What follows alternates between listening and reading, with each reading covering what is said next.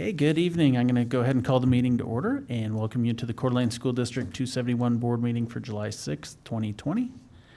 I'd like to introduce our participants for this evening. First off, my name is Casey Morserow and I'm the board chair and I'll be conducting tonight's meeting.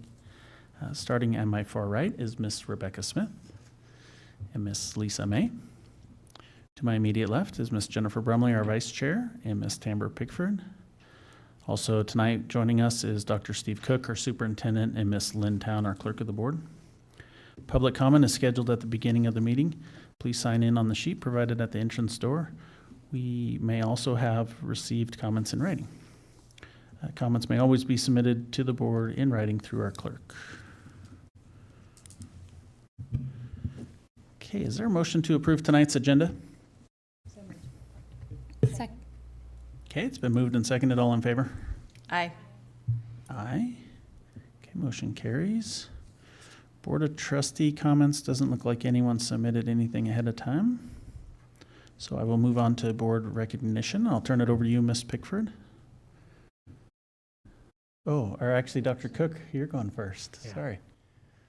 Yeah, I would just like to take an opportunity. I think we've got her online, so if I'm excited that we are officially welcoming our new assistant superintendent for secondary education and curriculum.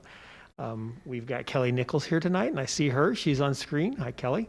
We're super excited to have you. And Kelly comes to us with a non-traditional background. She's done a lot of work with helping districts navigate into the 21st century and what learning looks like. And when we talked with her and interviewed her about what our direction was, we just immediately were attracted to her vision and the kind of energy she can bring to the secondary level. And she won over the hiring committee immediately. And we're excited to have her on our team. And I'd like to give her just a moment to introduce herself to you guys and to just kind of talk a little bit about her role in the district and welcome her to our team and get you to know her just a little bit. So Kelly. Hi. Well, hello, everyone. It's a pleasure to introduce myself formally now as the assistant superintendent. I'm really excited to be part of the Coeur d'Alene community and get to work with some incredible schools and colleagues. As you know, there's a lot of work to do and we're in interesting times. And so really eager to get started and thinking about how we can best serve our kids and really think about intentional scheduling and access and opportunities the secondary level, not only in a pandemic response, but also what can this bring in terms of opportunities for what school can look like moving forward.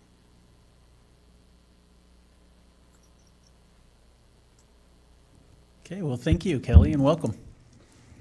Thank you. Okay, Ms. Pickford, now I'll turn it over to you. Thank you. So tonight I'll wait for the slides to come up, but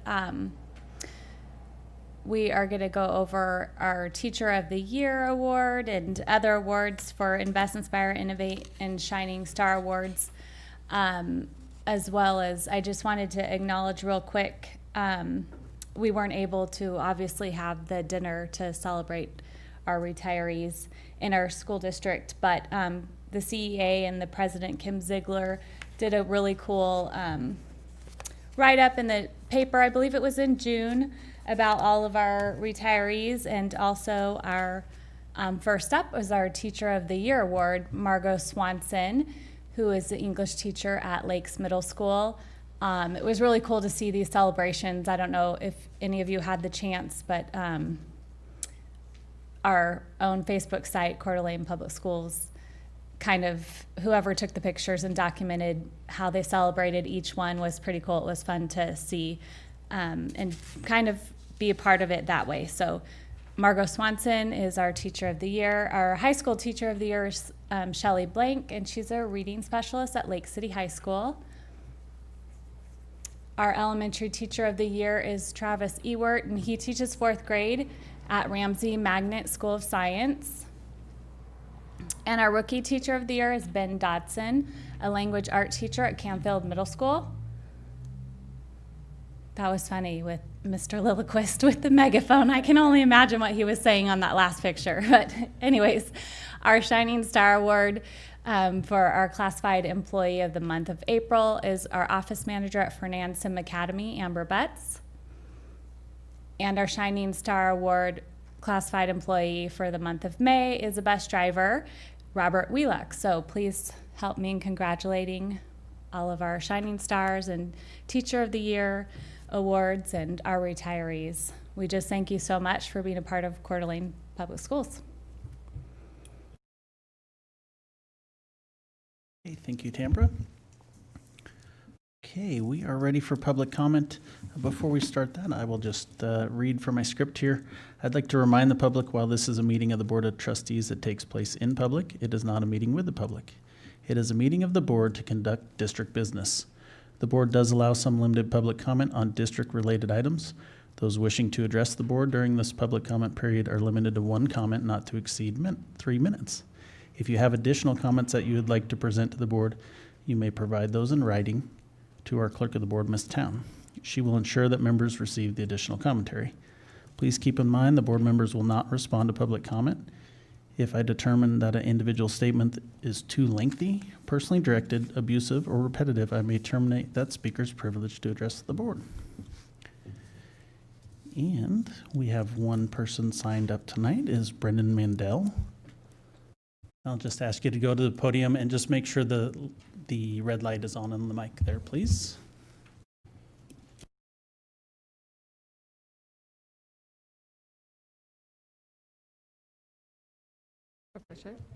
Okay, I also am getting used to masks.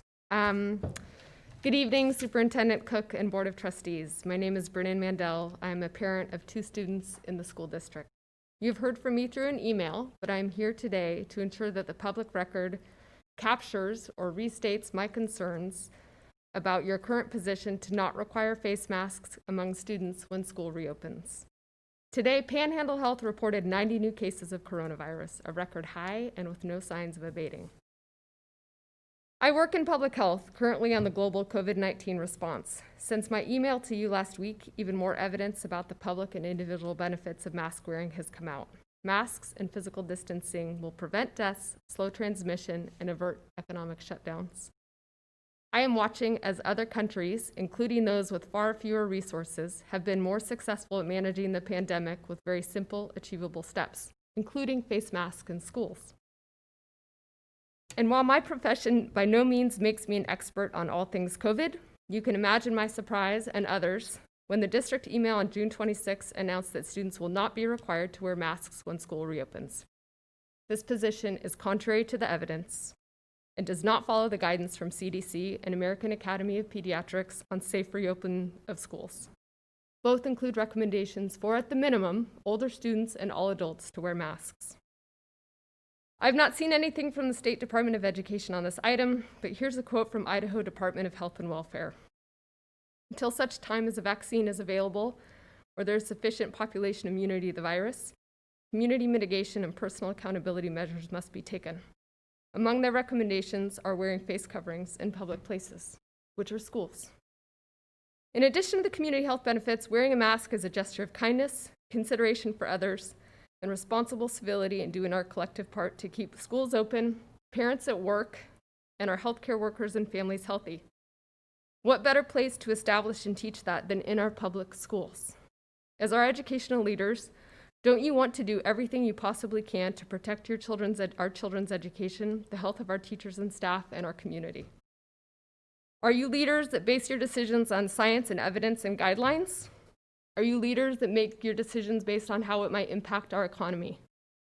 As evidenced by your message, it doesn't seem so. We need to reopen schools on September 8th, but you are putting us at greater risk of not staying open by neglecting to follow a very simple and achievable recommendation. I pose the following 3 questions. I understand you may not be able to answer. It is not evident who made this decision since it's not in any public record.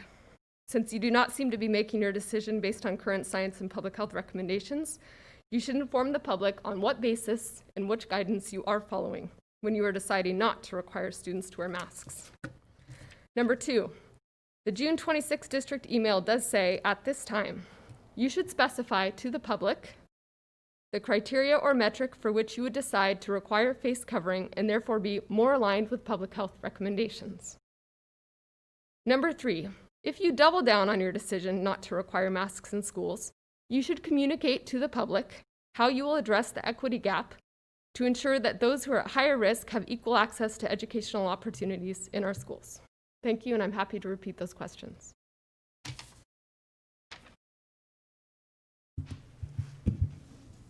Okay, thank you.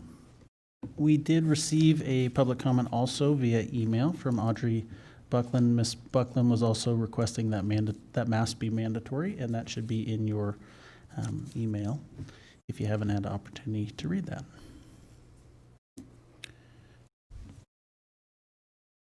Okay, consent agenda items for action tonight. Is there a motion to approve items A through F? Can I request that we separate out an item in the agenda? Yes. Item, the authorization of coaches. There's some incomplete data there, and so until it's complete, can we either hold it or approve by school? I'd made a request earlier, Dr. Cook, that I think we're missing some coaches for CHS. Those are all the certified hires for CHS, and certified hires require board approval. Classified hires don't require board approval. And so we're glad to share you those lists if in completion, if you'd like, and we get those to you in the next day or so. But the ones that require board approval are the certified coaches, which are complete on I that think list. there were some coaches that are missing that are certified still, so it seemed as though the other schools had provided all sports, and it seemed like CHS, there was many sports missing, soccer, cross-country, track, where no coaches were listed. And so I think if the other schools are gonna provide pretty much, can't imagine that all of the other coaches are certified. It looks like they provided both. I think Lake City did maybe rehires and new hires. And I think last year we might have had the same issue, but I think it's confusing for the community. So I would feel better if we either pull CHSs out and do it next month if we want to do the other schools, but it seems like it might be more than just the certified hires that are missing. And I don't know if Kelly's available via Skype to. Yeah, Kelly is on. Kelly, do you want to speak to this at this point? Yes, can you hear me, Steve? Yeah, we can hear you fine, Kelly. Thank Can you. you hear me? We can hear you Hello? great. Okay. That is all of the certified hires at this time. We did have a lot of resignations, so Lisa, that's maybe why you don't see all the names, but those are all the recommended certified hires for next year. Classified staff only come to you when they're hired. They aren't on a contract like the certified staff are. I inquired about this also earlier today, Lisa. And I think what's confusing is you're right that the other schools, for the most part, included all, both classified and certified on their list, and CHS only included certified folks, which Dr. Cook and I talked about this. I think the same thing came up last year. I know of a couple, specifically just through student involvement, there are some certified coaches who are being acknowledged as coaches who aren't listed. So I do wonder if there's some housekeeping that maybe could improve before we improve it. So we don't be mentioning names, but it seems to me as though there are some names that are missing.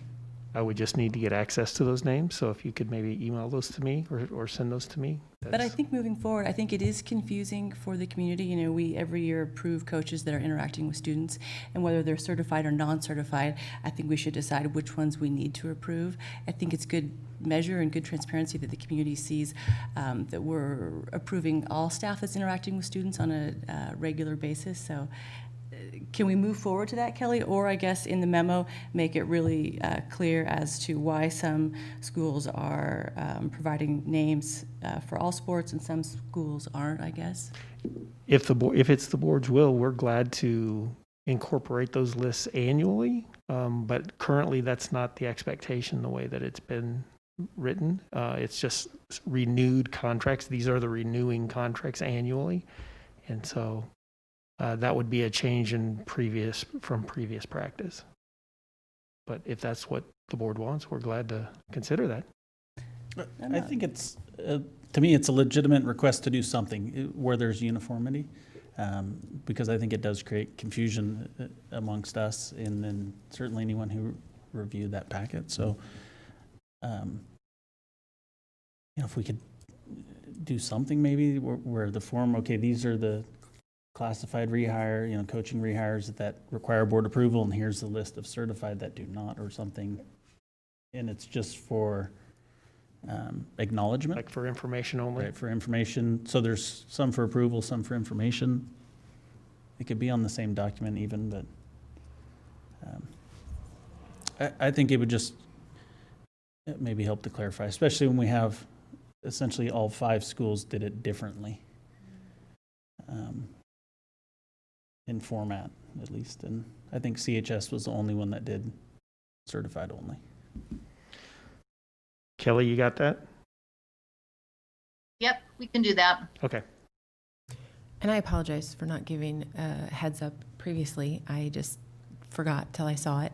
I will have to recuse myself from the vote on A and B due to family relationship. All right. Good. Thank you for letting us know now. So we'll break this into, I'm going to break it into 3s then. So is there a motion to approve consent agenda items A and B? So moved. Second. Okay, it's been moved and seconded. Any discussion on those? Okay, all in favor? Aye. Aye. Aye. And you're going to not vote. Thank you. Abstain. That was the word. Okay. Item C, Ms. May requested that we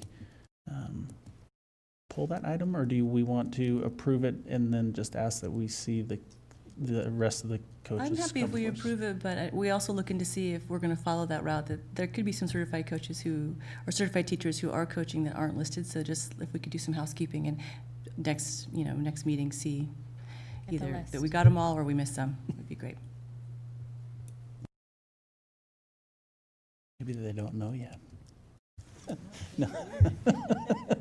Okay, so is there a motion to approve items? So can I do all these together then? Yes. Okay, so is there a motion to approve consent agenda items C through F? So moved. Second. Thank you. Any discussion on the motion? Okay, all in favor? Aye. Aye. Aye. Okay, motion carries. Consent agenda action items are done. There was an information item that was included in our packet today on a lease addendum over at the Early Childhood Learning Center. We picked up 2 additional classrooms, is that correct? 3. 3 additional classrooms. Okay. And bathrooms, which in that location is important. Okay. For finance, or next up is our finance items. And do we have Ms. Ebner on with us? We do have Miss Ebner on with us, and I'm going to kick it over to her, and she can introduce Eric Herringer, who we've got, who is available to do a presentation. I think he's also going to be participating virtually. So, Ms. Ebner, if you're available, jump in now. Yeah, can everybody hear me? I've posted the monthly financials in the board packet with a quick explanation.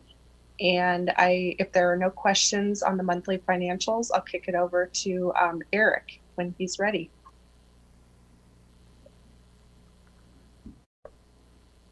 Okay, hi. Can folks hear me? We can hear you, Eric. Okay. I'm sharing my video. Can you see me? You can.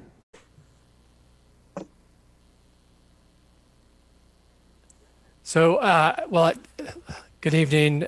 Thank you for letting me attend virtually at the meeting. I've kind of started to get used to this a little bit to make these presentations online, and hopefully we can cover the same type of ground and answer the questions that you might have on the materials.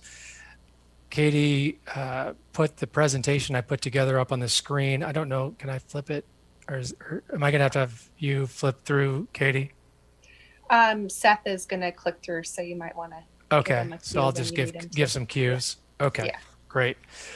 So I've spoken in front of this board many times in the past, and what I typically review with the district is information about your property tax levies, whether that's bond, plant facility, or supplemental levies, and just trying to think out and strategize about what those levies look like today and what they could look like in the future. So you'll see some slides here that we've reviewed before. We've got some new information on some different scenarios that I was asked to put together for possible bond and or plant levy elections in the near future for your consideration. So this first slide that is up on the screen is an overview of voted levies that Idaho school districts can run. And I'm going to focus mostly on the bond levy and plant levy. And just as background, I know I've talked about this before, but just to compare the difference, what's the difference between a bond and a plant levy? Well, bond levy is authorizing the district to go into debt. It's authorizing the district to borrow money. And under the Idaho Constitution, that requires a vote of your patrons, and it requires a 2/3 supermajority approval to be able to go out and borrow money and pay it back with a levy over time. And so the idea there is you get the bond passed, you sell the bond, you get the bond proceeds up front, you build the project, and then you levy a property tax to repay the principal and interest on that bond. And that repayment term can go up to 30 years. You contrast that with a plant levy, which is really just a pay-as-you-go type levy. You don't incur debt. You don't get all the money up front. You receive the money as it's collected in property tax by the county and then transferred to the district, much like how you receive your supplemental levy funds. So it comes in a couple big chunks per year. So you don't get all the money up front. You get it over time. So it's typically used for smaller projects or ongoing major maintenance, replacing roofs, boilers, big ticket items like that.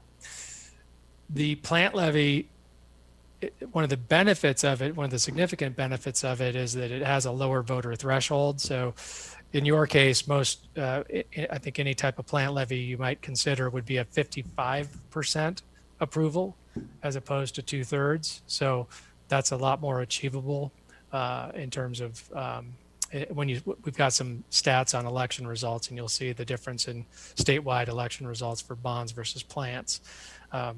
The plants tend to pass a lot more often. The one thing on the bond, and it's not as big a deal for Coeur d'Alene School District, is on a bond, you do get some state subsidy that helps offset the property tax burden. So if you pass a bond, you qualify for some subsidy money from the state, which in your case is only equal to 10% of the interest cost. There are some districts that don't have as big a tax base as yours that receive some pretty substantial funds through that program. But it is one of the reasons that some districts will look to a bond for the benefit of that subsidy as well. I think you're aware of the supplemental levy. That's the operating levy that you run every 2 years. That's a different type of levy, and you recently passed your supplemental for, I believe, $20 million. So the next slide is a summary of your election results since 2011, and so the supplemental gets renewed every 2 years. In 2011, passed a supplemental levy. There was a kind of a two-phase supplemental levy there. It was renewed in March of 2013, renewed again in 2015, 17, and 19. And you can see the dollar amounts have increased from 16 million most recently from the 2017 election to 20 million from 2019. So your authorization is for this year, fiscal year 2020, and next fiscal year 2021. Correct me if I'm wrong, Katie, if I got that wrong. Yeah, this is the final year for that levy. The one you'll be certifying this September. Right. Correct. And then you have the two bonds that passed, one in 2012 and one in 2017. So you're currently, if you go to the next slide, there's a summary of this is a chart of the historical property tax levy rates of the district going back to 2001, reading left to right. The one thing, maybe a couple observations about this chart is that why did things go down from 2006 to 2007 so significantly? Two things. One, the removal of the regular maintenance and operation levy that the state used to require. As part of the funding formula, you got a substantial portion of the money that you qualify for through the state's funding formula from your local property tax levy, and then the state backfilled the rest. And in 2006, they eliminated that regular maintenance and operation levy at the state level, and basically the state took on the full burden of funding, the state's the state funding formula through basically they accomplished that through an increase in the sales tax, so that they could get more revenue to eliminate that local property tax. So it provided a lot of property tax relief in 2007, but you also, 2006 was the last year of your plant levy. So that plant levy had been approved in 2002, I believe, and it was a 4-year plant levy. And then that also expired, wasn't renewed. And then in 2011 and 12, there's a little bit of purple on top of those charts. That was your KTEC levy. That KTEC levy was a 2-year levy. But now, basically since 2013, it's basically been the supplemental levy, the bond levy, which is the red, and there's once in a while there's a tort levy or emergency levy, which is additional on top of those two, the bond and the supplemental. The other observation I have on this slide is that you can see the tax rate has generally over the last 4 or 5 years declined from $2.38 per thousand to this year, fiscal 2020, the year that just finished up, $1.95 per thousand. So that has gone down. One thing I might point out is that the reason the tax rate's going down is because your market value, your tax base, is growing so significantly in the Coeur d'Alene area. And even though the tax rate went down from 2019 from $2.23 to $1.95, you still receive more overall revenue of about $400,000. So, the total levy dollar amount levied in 2019 was 23.7 million, and that's supplemental and bond. And then in 2020, it was 24.1 million. So you got roughly 400,000 additional dollars, even with a lower tax rate because of the growth in market value. Okay, I think that's what I wanted to cover on that slide. One of the things that I've talked to the district about before is you have one of the lower tax rates at $1.95. That's a pretty low tax rate per thousand. Statewide, the average is I think around $3.04 for fiscal year 2020. But another way to measure, what's happening with your property tax levy is what is the levy dollar per kid. And so what I did here is I just took the levy dollars that these different districts are collecting, and basically I tried to pick out the sort of urban school districts around the state, larger urban districts around the state, as well as your neighbors like Post Falls and Lakeland. And so you could kind of see what the levy dollar, local tax levy dollar per student looks like when you line them up side by side. And Coeur d'Alene's right there, kind of at the average that we see statewide, right around $2,100 per student in terms of local property tax levy.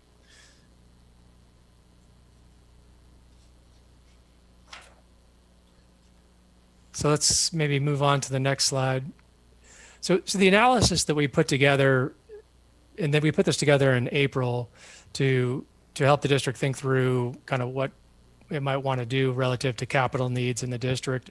And so we ran 3 scenarios, and these are kind of just starting points or jumping off points, if you will, as you think through it, we can run more scenarios. But we just looked at kind of a traditional 20-year bond proposal for $75 million, and that would, when we looked at what the impact on the district in terms of property tax, we'd wrap that around your existing bonds. So you'd have an overall level amortization for all of your bonds, basically not necessarily consolidate the debt, but have your payments look very consolidated in terms of a level amortization. We looked at another scenario with no bond, but just plant. So collect the same $75 million to the district to spend, but that's over a 10-year period. So 7.5 million per year for 10 years and an annual plant levy. And remember, the difference there is with the bond, you get 75 million up front. With the plant, you get 75 million over 10 years. So you'd have to make that work, the cash flow work with the projects you have in mind for your capital projects needs.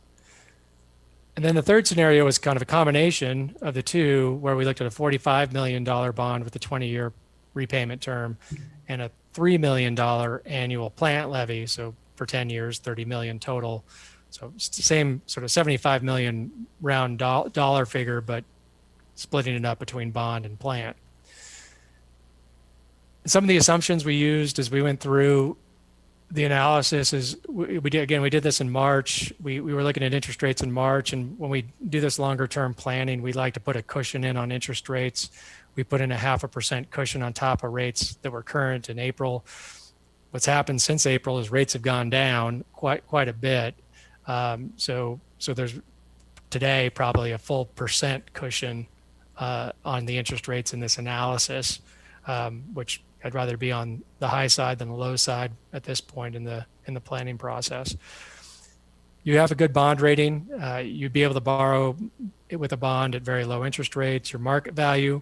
So when we talk about what's the taxpayer impact, and one of the things that the district is required to disclose when it runs a bond is what is the estimated tax burden per 100,000 of value based on current conditions. And current conditions are what your market value is today, not what it's going to be tomorrow, next year, or the year after that. And we won't have a new market value that's official for the district for next year, for fiscal 20, I keep saying next year, but for fiscal 21 until September. So this $12.3 billion number we have as your tax base is old. It's from September of 2019, and that will be updated in September 2020. So perhaps the next time I run this analysis, we'll have a new number there that will be higher because your market value, I'm sure, has grown.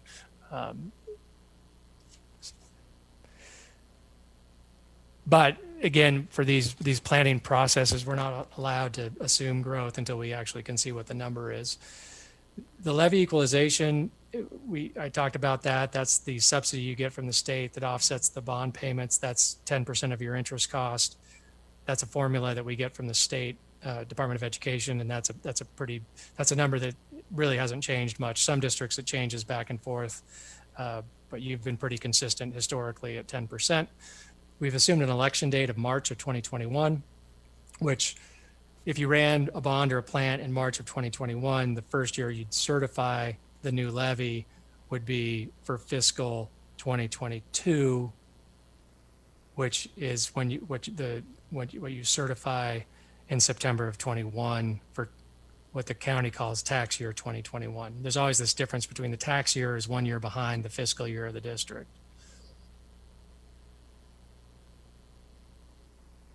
Okay. So here's kind of the summary of what the analysis we put together. The true interest cost, so the $75 million bond scenario that's listed there first, showing a true interest cost, that's kind of an all-in borrowing cost of 3.19%. And as I said earlier, that's probably has a full percent cushion in it. So if you sold that bond today, it might be more like 2.1%. Interest rates are historically low, and what that means is that that interest cost line item that you see there, the 34.7 million, that's about the fourth item down on that in that column, 34.7 million. That's really probably somewhere closer to 22 million if you sold it today. I mean, that just because take a third off that interest cost with where rates are at today. but be that what it may, when we do this analysis, the total cost, principal and interest, 75 million plus 34.7 adds up to 109.7. That levy subsidy that you qualify from the state, 10% of the interest cost. We subtract that, the amount that you'd have to levy over the 20-year period, roughly 106 million. And again, that's probably under 100 million now. The first so here's the kind of the thing that kind of maybe will take a little bit of discussion is because of the way we would structure the bond, the actual amount that you'd have to levy for the new bond in the first year, we're estimating about 2.9 million of an increase over what you've been levying for your bonds.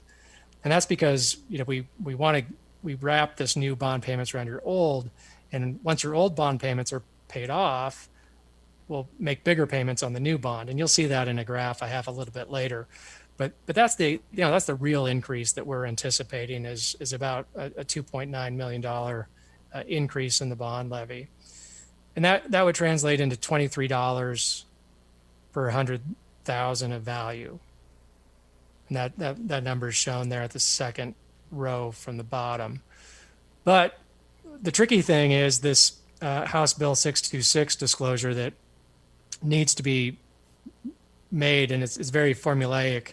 It basically is just the average levy amount. So you divide 106 million by 20, and you got 5.3 million. That's the number that you then divide into your market value to determine what the tax impact per 100,000 from a disclosure standpoint is in the ballot language is 43. So it's kind of tricky because the ballot language says the average annual cost is $43. That's not incorrect. It's an average, but the initial increase you'd expect is $23. And I think I talked about the House Bill 626 information at the last time I was at the district in December. But let's look at the 7.5 million plant levy. So that's 75 million over 10 years, no interest. The math is pretty simple. This one's a lot more straightforward. We just divide 75 by 10, it's 7.5 million. Divide that into your current tax base, and the cost to the taxpayer per 100,000 of market value is $61. And that's going to be the same because because you don't have a plant levy. So that would be the new plant levy, and the House Bill 626 disclosure is the same as what you'd expect to see on the first year tax bill.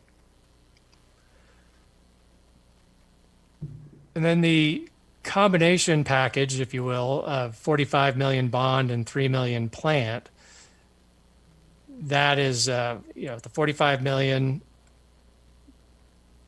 with interest cost of 22.3 million roughly, plus the 30 million. So the total amount that would need to be, paid is 97.2 million less the 2.2 subsidy. So the net that would be generated from the tax base to repay the bond and deliver the funds for the plant levy would be 95 million. Again, because it's a bond, we're going to wrap it around your existing bond. So the difference between what you'd see the first year of the levy versus the average will be different. First year levy of 4,585,000. That's an increase per 100,000 on your existing market value of $37 per 100,000. And then the average annual disclosure on the ballot would be $51 per 100,000.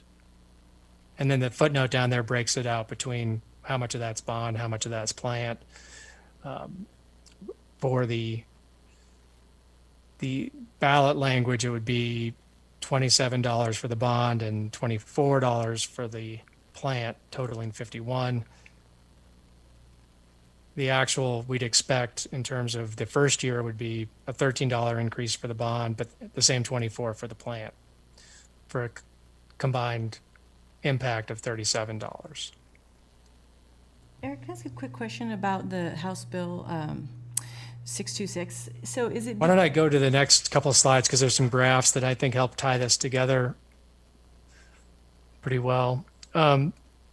So this first graph looks at that first scenario, the $75 million bond. And the graph, if you just kind of follow it across, you've got your supplemental levy. And so in 2020, you've got your supplemental levy, your two bonds. You've got the Series 2012 bond and the Series 2017 bond. And that adds up to just shy of 25 million. And that's about what we'd expect next year, or this year. I keep saying next year, but this year, this fiscal year, 2021 that we just started. And then the new bond payment, would be added for fiscal 2022. And you can see in the orange, it's a smaller payment up front until the old bonds are all paid off. And then, then we backfill the amortization of that bond beginning most in 2032.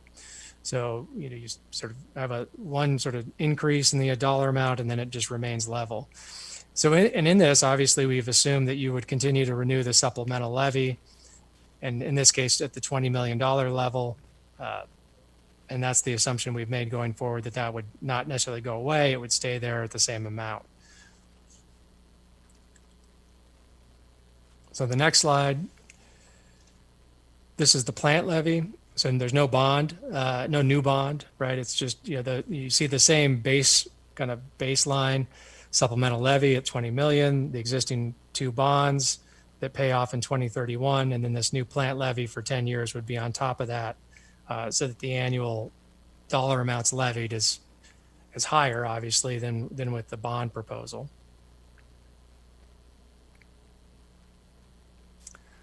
And then this is the combination piece where, it's somewhat self-explanatory, same baseline, keep the bond payments lower until the existing bonds are paid off, stack on the plant levy over the 10 years that it's collected, and you've got something that's in between.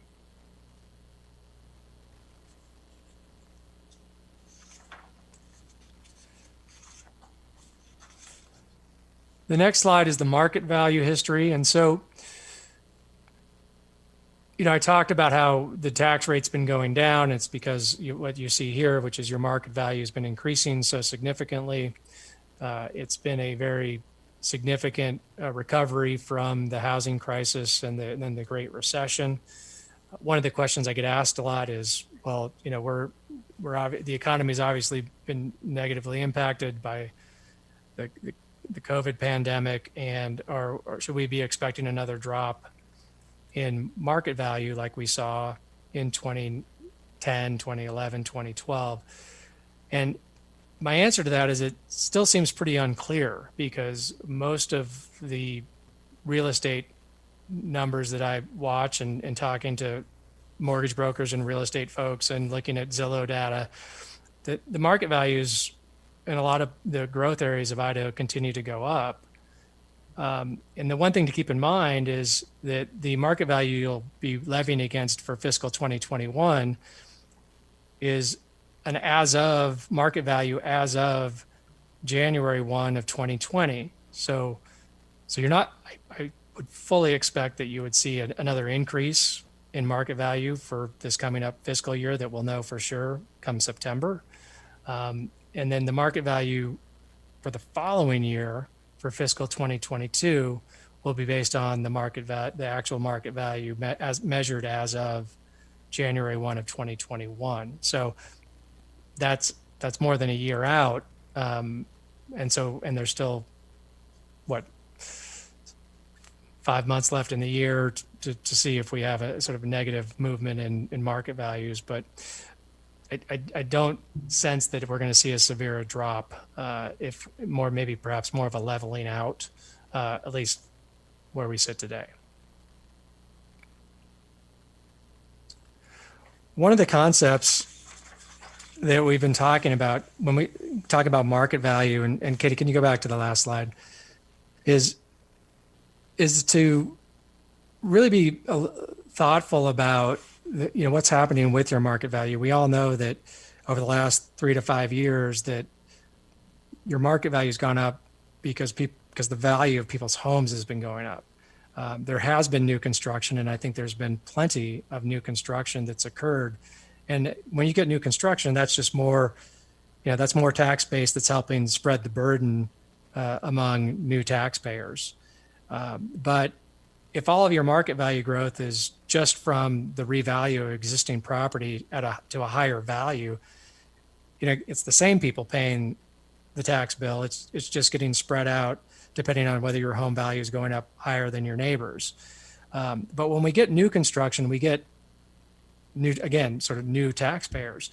And so one of the concepts we've been really kind of trying to think through is, well, let's try to think pragmatically going forward about how to capture the benefit of the new taxpayers and try to say, okay, well, if we get $50 million of new construction, let's try to figure out what that translates into in terms of an increase in the district's levy, and not keep your tax rate the same going forward, but not let it just continue to drop. Like as market value goes up, the tax rate drops, but to say, well, let's let it drop, but let's at least get the benefit of the new construction where, the existing taxpayers aren't having to pay any more, and the district's getting the benefit of the new tax base, and that new tax base is driving more kids. It's driving, the need for more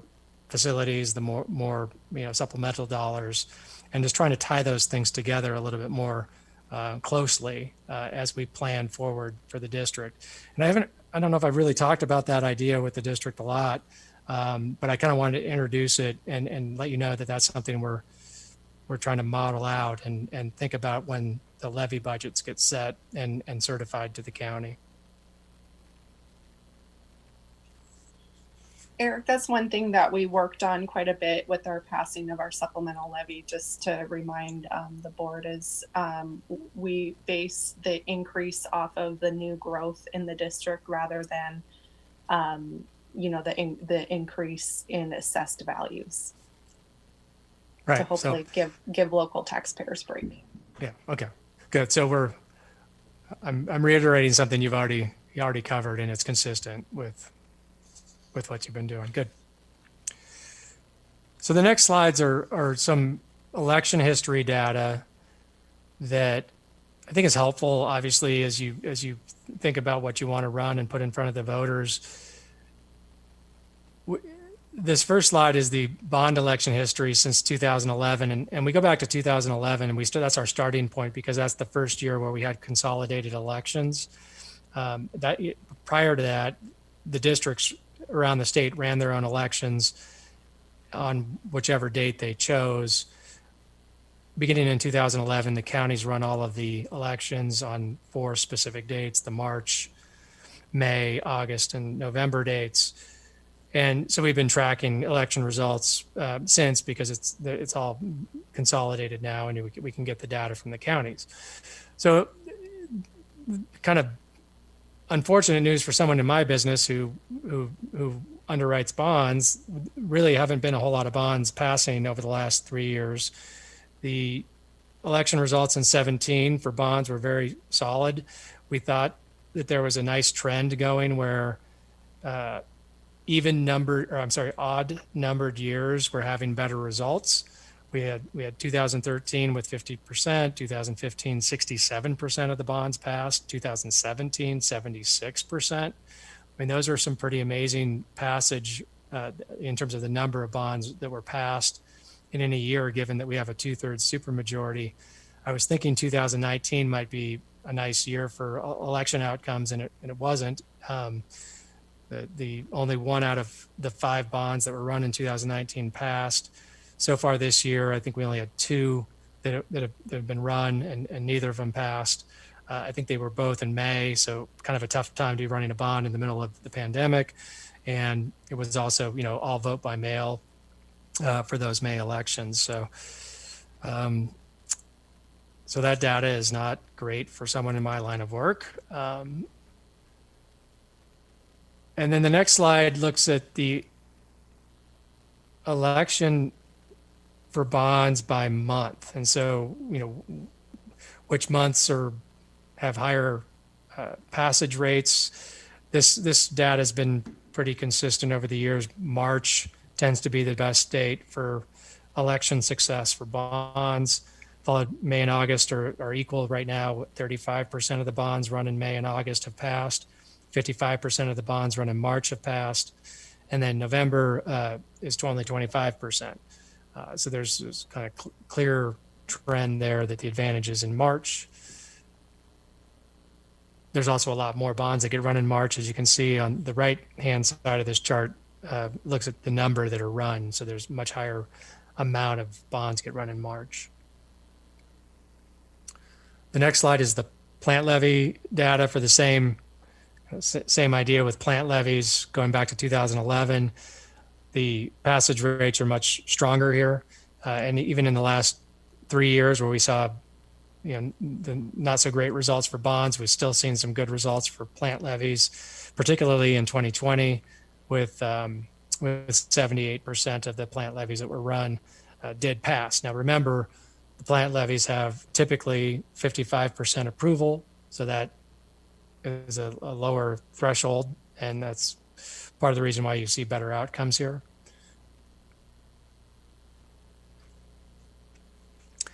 And then here's the by month data. 83%, March still looks like the best day to run the plant. 83%, May and August are around 65%, and then November a lot less. Typically districts have avoided November because there's a lot of other things going on with the November elections, statewide elections, presidential elections, just a lot more noise with getting the mess, trying to get the message out about what the proposal will do for the district.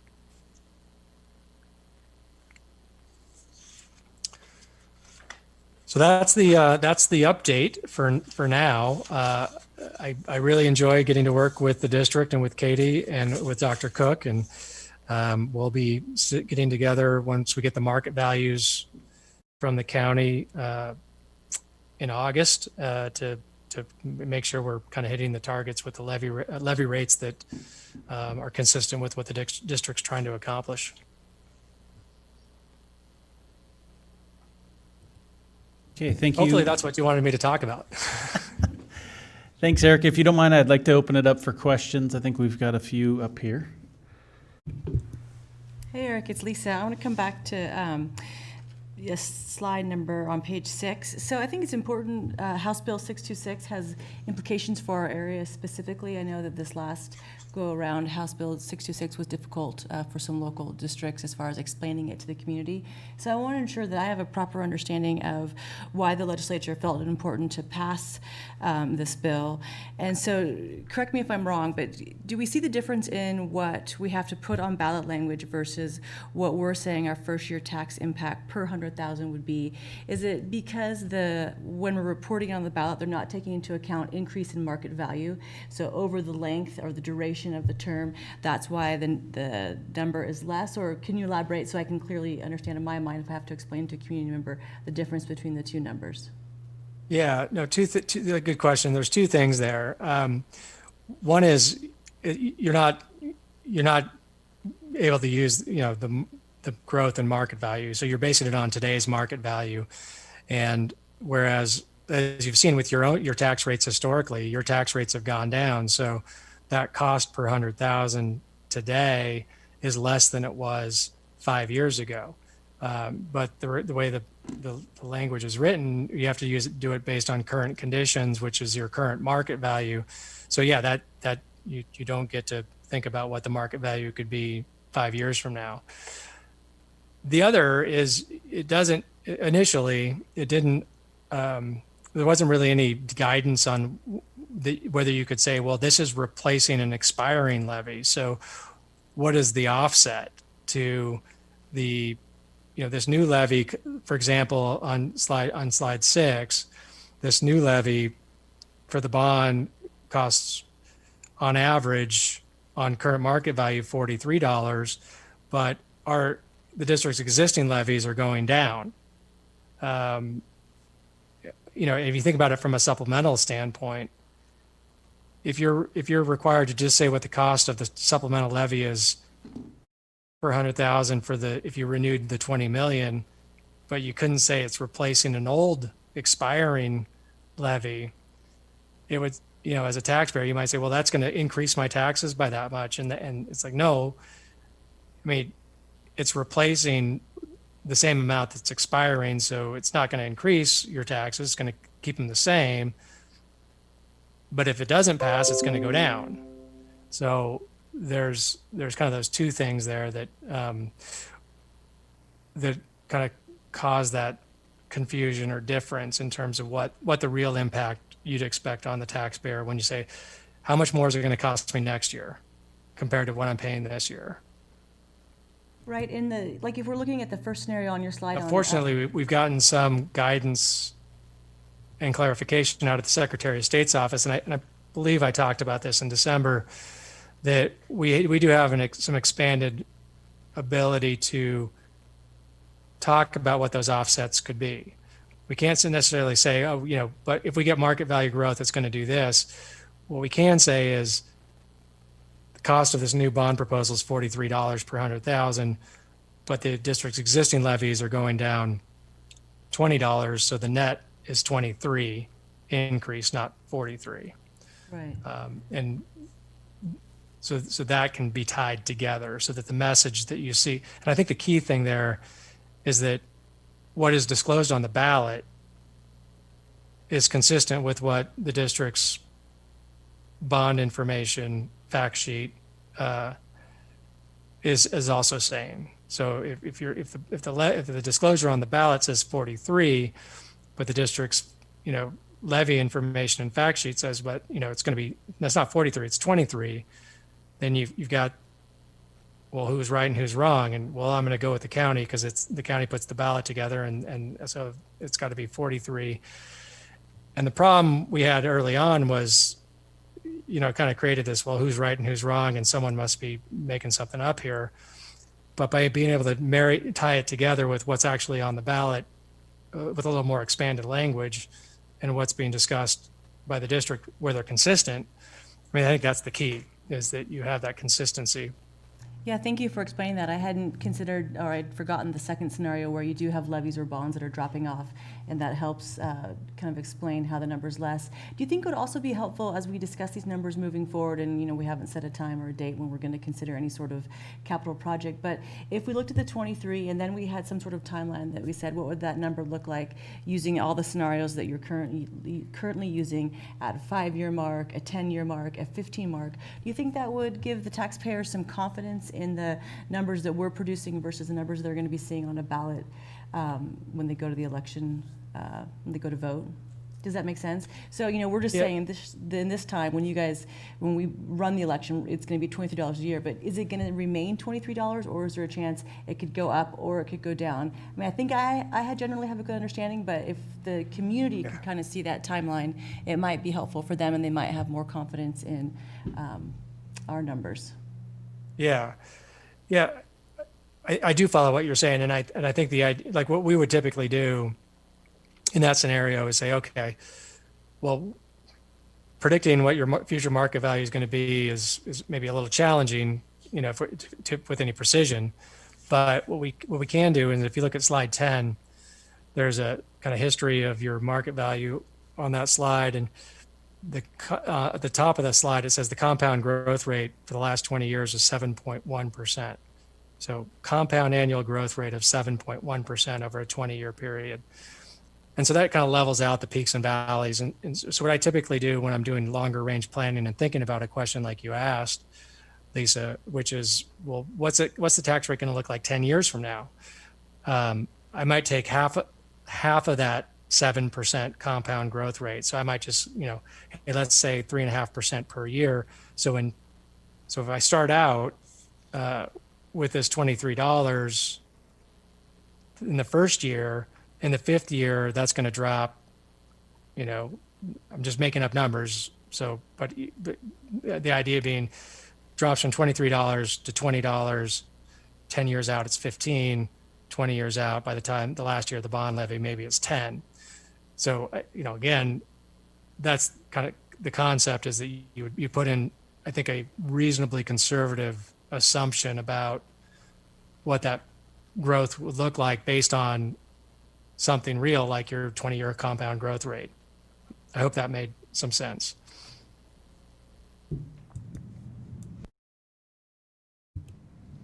Okay, any other questions? Dr. Cook, I see you. Yeah, I just,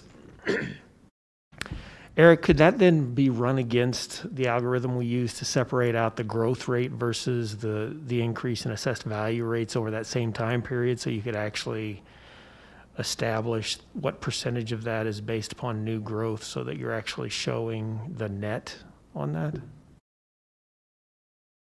Yeah, thanks, Dr. Cook. The answer is yes. And again, what we're trying to do there is we're going to look at historical new construction and do the kind of the same thing, which is I've got historical market value, I've got historical new construction, and I can put that together to say, okay, use that as a basis for making projections that does separate that out and really does try to say, you know, tax rate's going to go down because you're going to have higher market value, but the portion of it's going to go down. It's going to go down because of the new construction, which I think is the important part to the taxpayer, and identify that. So yeah, that's a good.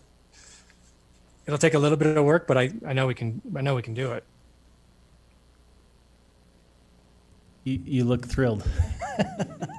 Thank you, Eric. No, that's just my office listening face. I actually really love that kind of analysis because I think it gets to the heart of, trying to, what the district is trying to do, which is be fair to your taxpayers and yet still meet the capital needs of the district and your, what your mission is to provide a safe environment for teaching kids. Thanks, Eric. I'm wondering, I don't know that you know the answer to this, but the district, I think, historically used a plants facility levy, and then in 2006 was the last year they used it. And I'm just curious if you know the history, since we all weren't around then, of kind of why the district went away from plants facility. Thank you, Chair Marcero. I can try to. So my discussions with the district around that time, I believe, were that there was a desire to try to lower the property tax burden, because as you saw in that chart, you have page 3. There's those plant levies were $2 million. I'm sorry, they were basically $2 per thousand levy rates that drove those dollar amounts. So this is slide 3.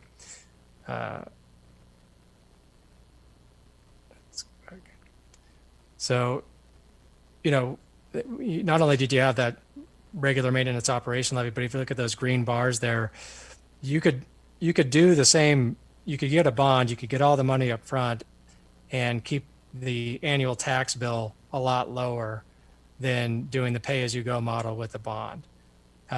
So that was, I think, part of the discussion. And I think there were people at the district and also some patrons who were saying, hey, why do we have to pay for this all at once? We can spread this out over 20 years. There's new people moving here. They can help pay for these new facilities. So there's an equity discussion around that, whether, you build a new school with cash, and that's a new school that, if I move to Coeur d'Alene 3 years from now, my taxes don't go to pay for that school because it's already paid for. Which, whereas a bond, that bond is being levied over 20 years so that people moving to the district get to participate in paying for that facility that, that they're going to benefit from. So, that's always been part of the discussion around the benefit of bonds, is to spread those payments out rather than pay up front. And I think the other piece of that too has to do with when you have construction inflation and you're having to wait for those dollars to come in to do your projects, the cost of those projects with construction inflation is going up. So, you're kind of playing catch up. Whereas if you pass the bond, you get it all done at once. Good construction environment. You don't have to worry about losing the value of that dollar 5 years from now, where it can't buy as much in terms of the construction you planned. So I think it was a combination of all of those things. Okay, thank you. That makes sense. Any other questions for Eric? Okay, we appreciate you joining us, and always useful information, so thank you very much. And I'm sure we'll have more questions and more scenarios as we move forward. So, Great. Thanks, Happy to participate. I'm bummed I wasn't able to enjoy a beautiful day in Coeur d'Alene. Well, one of these days. Thank you. Thank you.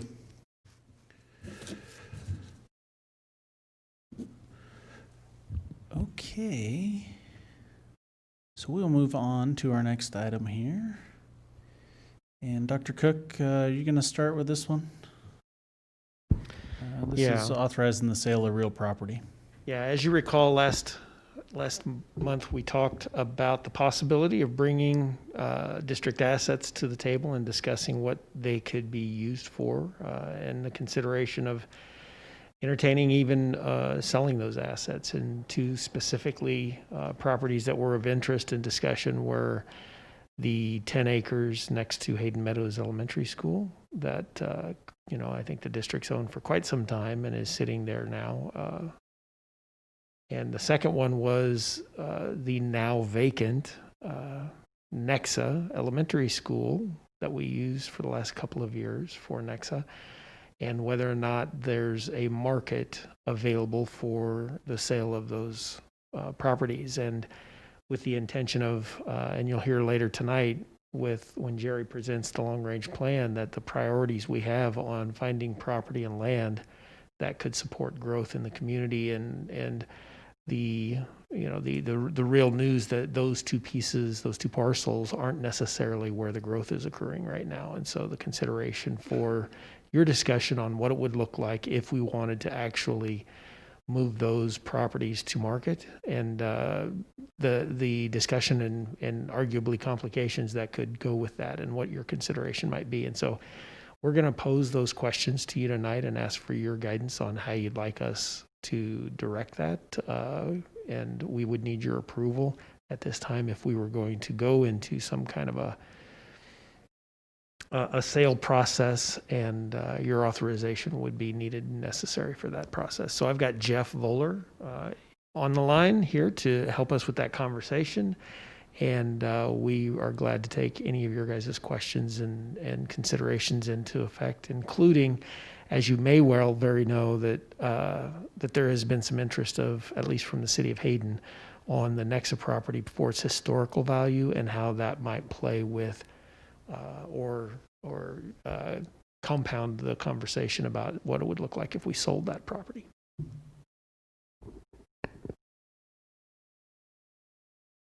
What I would suggest on this, and I'm glad Jeff's online to kind of walk us through this, but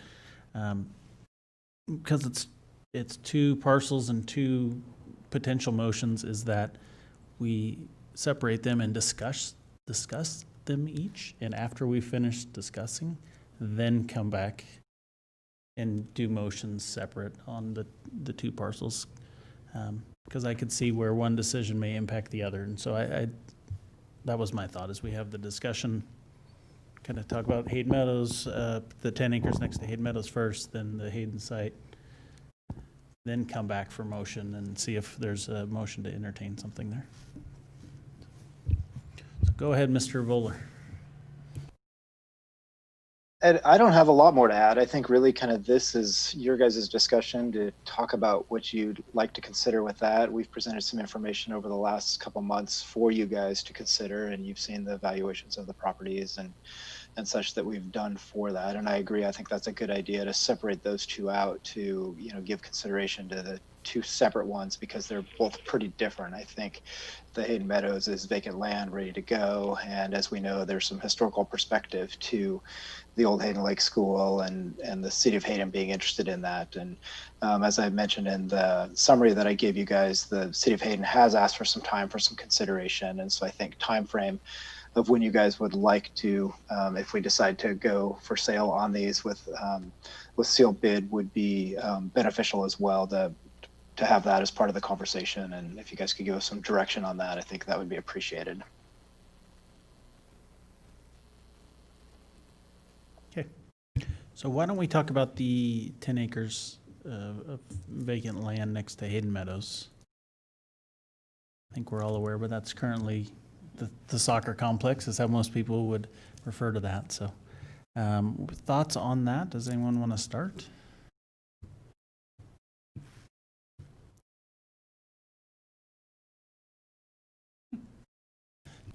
You're looking at me. Well, here's what I would say about it. I have not heard a reason of why we should not sell it.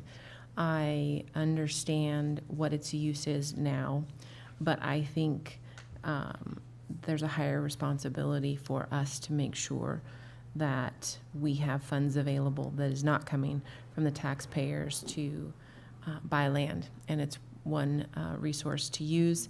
And those are my thoughts. Okay. Anyone else? No, I agree with what Jen said.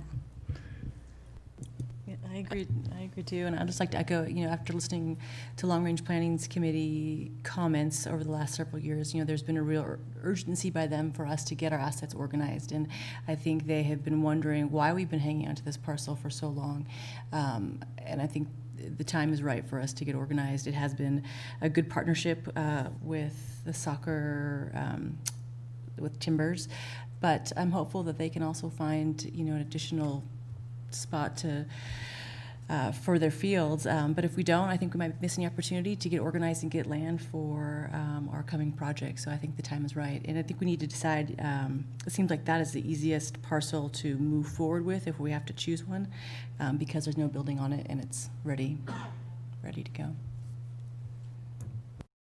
Yeah, I'd be curious if anyone's had any other reasons why not to. I mean, I've been asking around and no one's given me a good reason not to. Okay, so I have a little trepidation with selling this property, and it's not soccer, because I think that's it has been a good partnership, but we certainly have a lot of green space, and I know that we could accommodate organizations with our space through our property rental program that we utilize. So while it may not be as convenient if they're spread out over more facilities, I think we could still accommodate, which is a pretty significant number of students that go to our district. So that's not my worry. My concern, and I guess I'm okay with kind of seeing what the market is. My concern is, as of today, we haven't identified what we would buy or if we can even find something. And this, while it's not in the ideal location, it is buildable if there was no other alternative. And what would it be buildable for? I don't know. There's been talks over K8 and doing all sorts of things over the years. And I know it's not necessarily in the right location, but if we ran into a problem where we couldn't find anything, that would be my concern. So I would be much more comfortable if we had identified something. I'm supportive of going out and testing the market, but if the values don't come in where we think they are, where we think we can go out and buy something, then I may be hesitant to vote yes on the sale on this parcel. I view the other parcel, the Hayden site, differently because we've talked about this. Could we build a school there? Yes, we almost did. And there's been a school there for 70 years. But is it the ideal site? And by our standards, it's not suitable for a elementary school. By our design standards, I guess. So that's how I differentiate the two. So, for what it's worth. I support, I guess, going to the market and seeing what it brings, but it's going to have to be a good offer for me to say yes when it comes time to vote to sell that property. And I'd love to see us identify stuff, and I know we're working on it and we're kind of inch closer, but.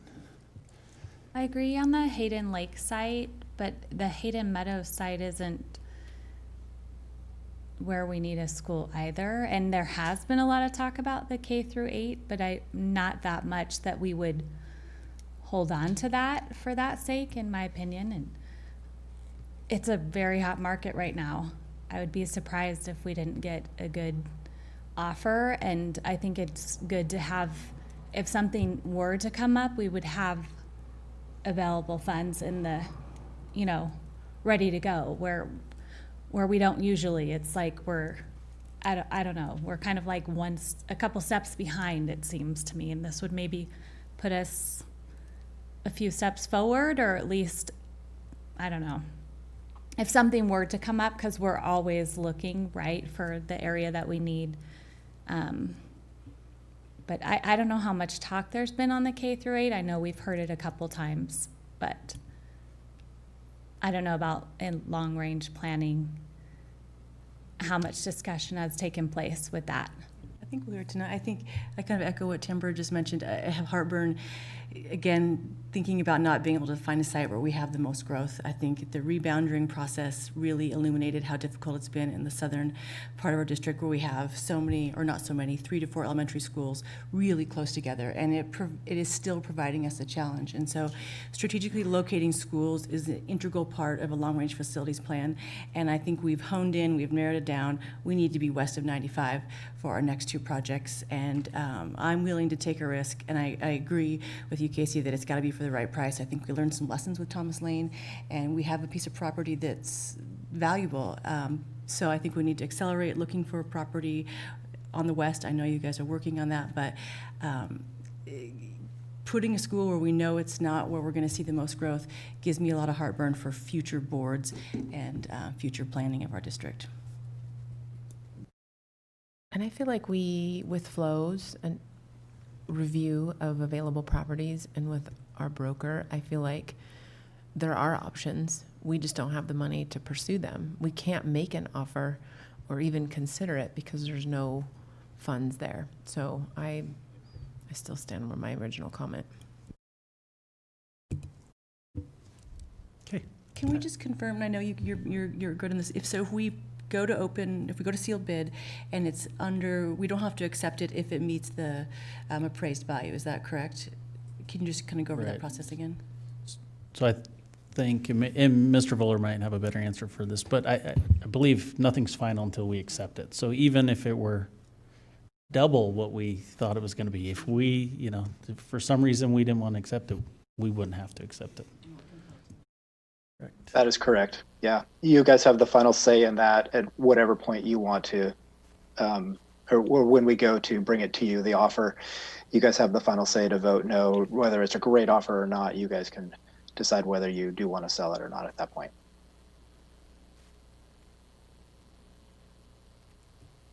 Okay. So any other thing on the Hayden Meadows 10 acres? Okay, so let's talk about the Hayden Lake School site. I think that's a little more complicated in that, and I think when we talked about this last month, we all were on the same page as expressing a desire that if there was a way for the city of Hayden to acquire this property, that we would be supportive of that, assuming it allowed us to go out and buy property and meet those sorts of needs. So Jeff put a little bit in here, just the city of Hayden has some interest, but they also need to do their due diligence, right, for their constituency. And so they would need some time to do that. And Mr. Voller, do you have an idea of what that may look like, or? They've asked for into the fall for that, but I think it's up for us to have the discussion of whether we feel like that fits our time. I think whatever time frame we give them, they would, you know, immediately get to work on it, know they have some other projects going on that they would like a little bit more. I think it's up for us to decide as a group and say, well, this is what would work for us, and you know, we could move forward in that certain time frame.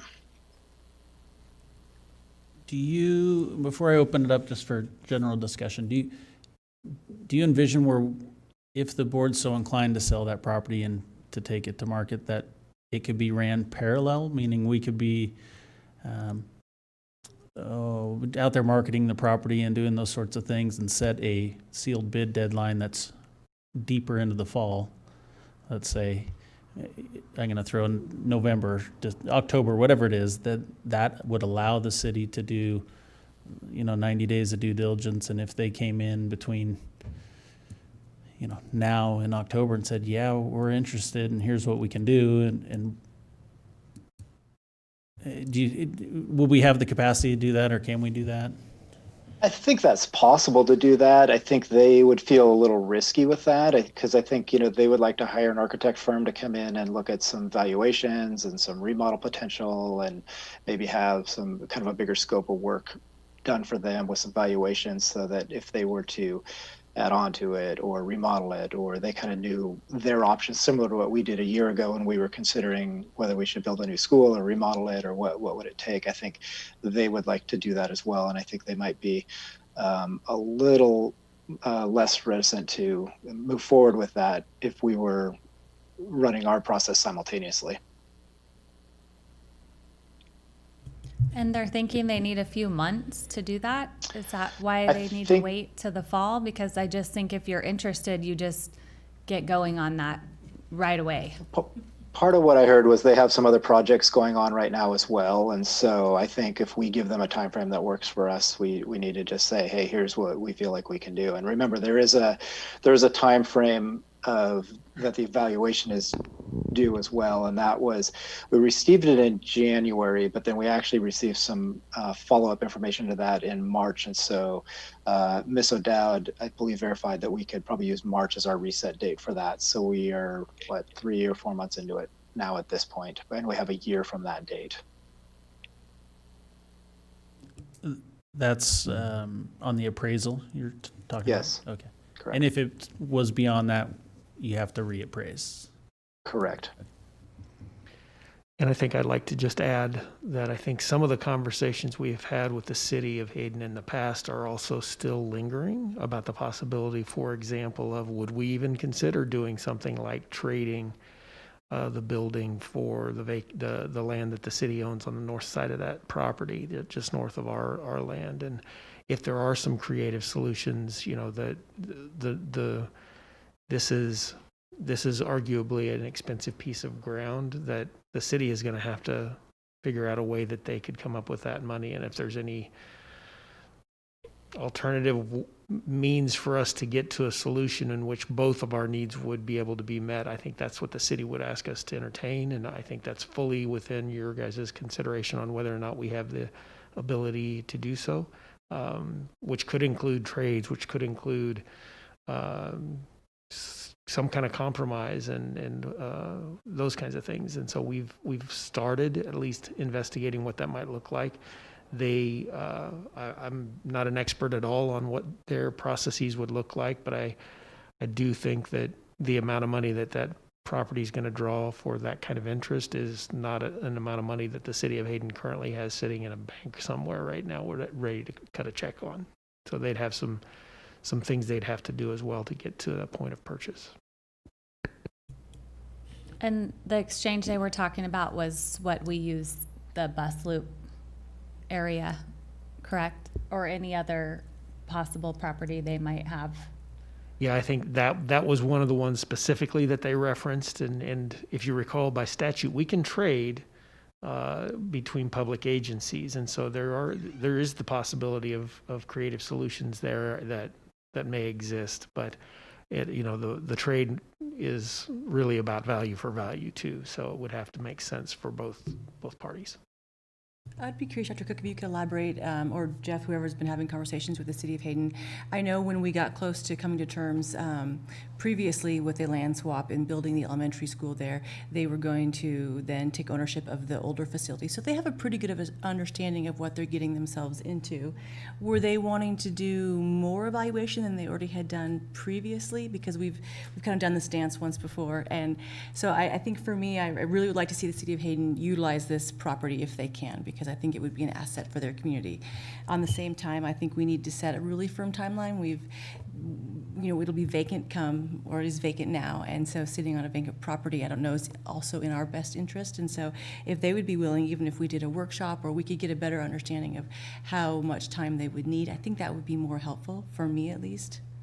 Yeah, we have a little bit of idea where they're at. I don't know that, that city council or the mayor have made a declaration of their formal interest in this, but I do think it's there. They have requested some time to do further analysis. They have done some analysis in the past, as you mentioned. That's what they're asking for, and whether or not we want us to wait on that, I think that's a question that is worthy of your guys' consideration. If the goal would be to sell this and get some amount of money in 90 days, then that's not going to align with the request they had, which was to wait for a little while so they could get their decisions more formalized. As you well know, that if they're going to do some aspect of this in which they may have to make a purchase, there's likely steps they're going to have to take with their community and voters to get to that point, and that takes time as well. I think, with these two parcels, and you ladies spoke to it earlier, but the 10-acre site is much more shovel-ready, right? It's development land. It's going to be homes if it sells, and that's knowing the little bit I know and how Thomas Lane worked. I think the pro forma on that for a builder and developer is pretty quick. They probably could do it on the back of a napkin right now if they wanted to, and have a pretty good idea. Okay, I could pay X, and these are worth Y, and those sorts of things. And I think you're right that it could be a shorter timeline on that property.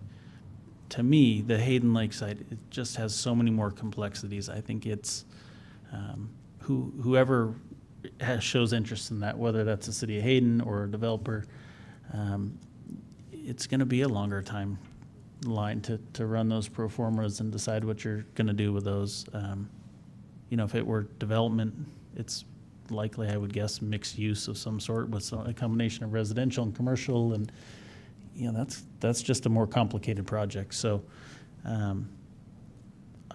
I would anticipate we could move much quicker on the Hayden vacant lots than we can on the Hayden site. And I just wonder, do we want to give even 30 days, and come back in August and hear from the city of Hayden, like, okay, this is what, we are interested in. These are possible scenarios. And I wouldn't be opposed to some sort of trade, assuming we come out whole, right? We need this money so we can go buy property somewhere else to build the school. It may be easier if you swap some property and some money to sell. The vacant land might be easier than the land with the 1930 school building that no one wants to see torn down. So I don't know. That's the one thing I just wondered. Maybe we just don't have enough information from City Hayden, and could we say, okay, here's the timeline. We need to know more. Give us a realistic yeah. timeline 30 days Yes. from now of how much time you actually need and why. I'd Right. like to know why they need it. Yeah. That time. Jeff, do you think that's realistic and something that would work with the city? I do. I think that's a fair response, to have those conversations with them and, give them 30 days and say, come back and, maybe let us know that, how serious are you? And, let's give a process and that we can discuss together and see if that's going to be a scenario that would work for both of us.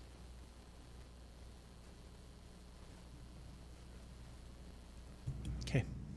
Are we in agreement on that as a board on the Hayden Lake school site, the 5.5 acres? That we'll revisit this one at the August board meeting, and we'll either hear from the city of Hayden and get some clarity there, or we won't. And if we won't, we'll have to make a decision what we want to do. Yeah, I'd just like to add, I would like to see a timeline, though. I think Tamara made a really good point that the market is in our favor right now, and so taking advantage of the tail end of summer, early fall, it's going to probably be a difficult fall, maybe, but if we have the opportunity, I think it'd be nice just to see, like you said, what's out there, and if there's market interest or not, and if it's not going to work out for them, if we know sooner rather than later, would be helpful. Yeah, because we know that the city of Hayden is interested because we've had discussions with them before, but we haven't been able to have discussions with other people in the community that may as well be interested as well and also value, the history of it and have some ideas moving forward with that. So I think taking a look at it again in August would be fine, but I don't know how comfortable I am waiting till November and not hearing from others. I agree with you, Tamara. I would want to hear from Hayden with some really specific detail of why do they need more time and what, how serious are they at purchasing it, and, is this a stretch for them that's going to only come if some miracle historical society drops in and says, we'll loan you $1 million. So I just think that needs to be a real honest conversation, because I think, as you noted, Lisa, that they know the building and and they should know what's going to be needed. And I think it's fair to give them 30 days, but in 30 days we need to have some concrete response of what their possibilities are and what they need. I think we need to do right by them if they can do that as well. Yeah, I think it's important that we acknowledge the city of Hayden was very patient with us and willing to work with us when we were looking to build a school there, and spend a lot of time and energy and effort and flexibility with creating a scenario that could have worked for us. And so, as someone who, I went to school in that building and I live in Hayden, I represent the Hayden area, I'd love to see that property end up in the city's hands, because I think it could just be just long-term, just masterful for the city. So I'd certainly lean towards working with them the best we can, but I do think we need to just get a better idea what that looks like and what do they need, and how can we help them, I guess. So if they could come back in a month and say, here's what we need to do and this is our timeline, then maybe that works for us better. A win-win for them and for us would be really nice. Okay, so Hayden Lake School Site, let's get that on our August meeting, and Dr. Cook, if you and Jeff can have that conversation with the city of Hayden in the meantime, we would appreciate it. Let's revisit the vacant land then at Hayden Meadows, the 10-acre site. There is a motion if we want to move forward and ask administration to solicit bids for that property. Was in our packet. If someone wants to read that. Go ahead. I move that the board direct the administration to solicit sealed bids for the cash sale of 10 acres of vacant land located south of Hayden Meadows in accordance with Idaho Code 33-601 to the highest bidder, which shall be subject to the final approval of the Board of Trustees. Second. Okay, any discussion on that motion? I have just a quick question. Mr. Vuller, do you have an idea what that would look like timeline-wise and that sort of thing? I think, we would need probably the packet, and I'll reach out and talk to a couple developers and find out what a fair time frame, but I think you're right that it is pretty shovel ready and people should be able to scratch that out. And figure their stats on it. But I would think probably by the end of the summer, we should be able to have this wrapped up if we start moving forward right away on it. The reason I ask, if I remember right, on Thomas Lane, I think we were satisfied with the bid we received, and we sold it for fair value at the time. But there wasn't a lot of bids. And one thing I heard kind of at the last minute is that the timeline was too short for a lot of developers, and I don't recall what we used for a timeline, but maybe we should reference that. And we certainly don't want to limit the numbers of bids because we've pushed the timeline too much. I think we'd be better off, the more bidders we have, the better it should work for the district, I would think. Thanks for that insight. I'll research that a little bit and compare that time frame. And I think we'll also do some marketing on this, where we'll send it out to real estate brokers and developers that we know in the area, and try to get this out and have a little bit of a marketing campaign behind this as well. Yeah, at the very least, it should go to every brokerage in our area. All of them have people that they work with and for as far as developers. Okay, so there was a motion and a second. Is there any more discussion on the motion? Okay, all in favor? Aye. Aye. Any opposed? Okay. All right, thank you. We did that pretty effectively or efficiently. All right. Yeah, we'll wait on the Hayden until next month on the Hayden school site and revisit it then. Okay, couple policies for action. Excuse me. These were for information last month. They've both been out for public comment for the last 30 days. And we've received no public comment on either policy. So if there's no questions or discussion, I'd just ask, is there a motion to approve the policies as presented? So moved. Okay, it's been moved and seconded. All in favor? Aye. Aye. Okay, motion carries. All right, Dr. Cook, superintendent information items, I'll turn it over to you. Thank you, Chair Morserow.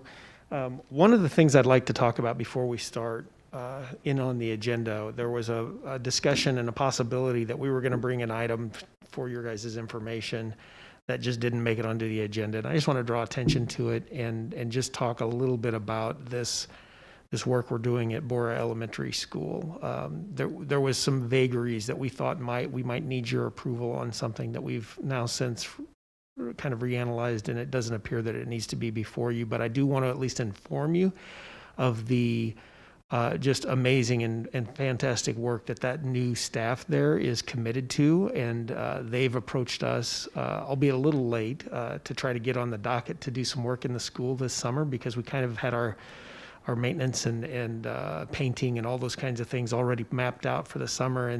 And Christina Davenport, the principal there, asked if they could get some things done. And we said, well, we got a full docket, and they said, okay, we are willing, and our staff is willing to pitch in and do some of that work themselves. And so I just wanted to draw that to your attention and just let you guys know that we're going to support that, and we're going to partner with them. And they've actually got about a 3-year plan, we think, of some things they can do to help spruce up, if you will, and kind of give that school a rebranding and some new look with some fresh paint and some maybe a little bit of furniture in the front office and those kinds of things. And we're going to just support that, and we're going to celebrate that with them a little bit and help them draw attention to the work that this team has decided that they're going to commit to. And I just wanted to take an opportunity, even though it's not on the agenda, we kind of had that pulled at the last minute, to just still give them that kind of public accolade and shout out, because it's pretty inspiring to see and hear from the staff that they're so willing to take this on themselves, because they want to create this environment that is welcoming and supportive of kids when the students come back this fall. And so shameless shout out to them right now from me, and just wanted to put that on your radar and let you guys know that they're doing that. And anything you can do to help support them in that work, I think is just fantastic. And so Christina jumped on earlier today, and she's on now on Zoom, and so's Kate. And we've been, and the 4 of us with Jeff have been talking about what we can and can't do, and what might take a little bit of time. As we discuss this, you can't rebuild Olympus in a day. And so I think we're going to have to spend a little bit of time mapping out how we could do this over the next couple of years. But before we moved on, I just wanted to give a chance if anybody had any questions of either Kate or Christina. They're both listening in. I don't know if Christina knows I just put her on the spot in the board meeting. I do have one quick question on that. Is that something that community members could jump in on and help as far as painting and that type of thing as well? Youth groups that were interested in that? So Kate and Christina, I'm going to let you guys take that one. Christina, if maybe you want to start with that, I'd love to open it up to you. Good evening, Dr. Cook and members of the board. Thank you. Thank you for that shout out. I really appreciate it. That's a great question. I just want to say we're extremely hopeful and positive and excited about the team that is moving forward with us. We have a fiercely dedicated and a very positive, ready to roll team dedicated to the improvements and to teaching our children. And we really look forward to this work. Incredible how much positive energy it's created. And actually did have a community member mention the other day that they would be willing to help us. So I think that's a great thought. And I've had people already say, yeah, we'll roll up our sleeves with you. So thank you. I might add too, I know one of the things that and we actually, the Bora leadership team and Jeff and Christina and I talked about this, is that so there's a lot of joy and energy, and we also want to be careful that in our effort to really to create a sense of beauty and welcoming, and this is a really scholarly and academic environment, and we're proud of the learning of our kids, as we think about how you do that with pictures on the walls and a welcoming center and those kinds of things, that we also want to be really careful. Like we talked about, can't have paint spills, and and we know that our district maintenance team, who's completely tapped out, this was not any place on the agenda for this year. So it's we want to walk that fine line between not having expectations for the. So you want skilled also, volunteers. Skilled really volunteers. Nice and beautiful and elegant work, whatever that is in the school. So, so in fact, you mentioned about maybe community members helping. I do believe Christina and her team would have some things they could do, and then we'll probably have some things that we'll defer to people who are more expert, I think, in some of the beautifying.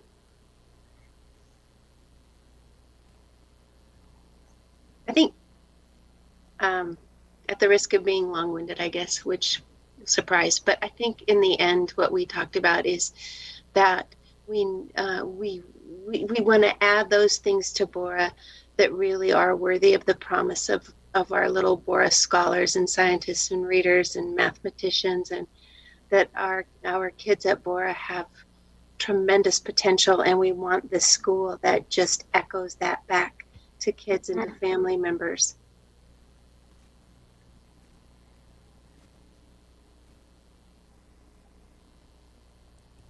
Okay, thank you. Any other questions regarding Bora? Okay. Dr. Cook, I see Jerry's he's chomping at the bit to get to the mic and deliver this.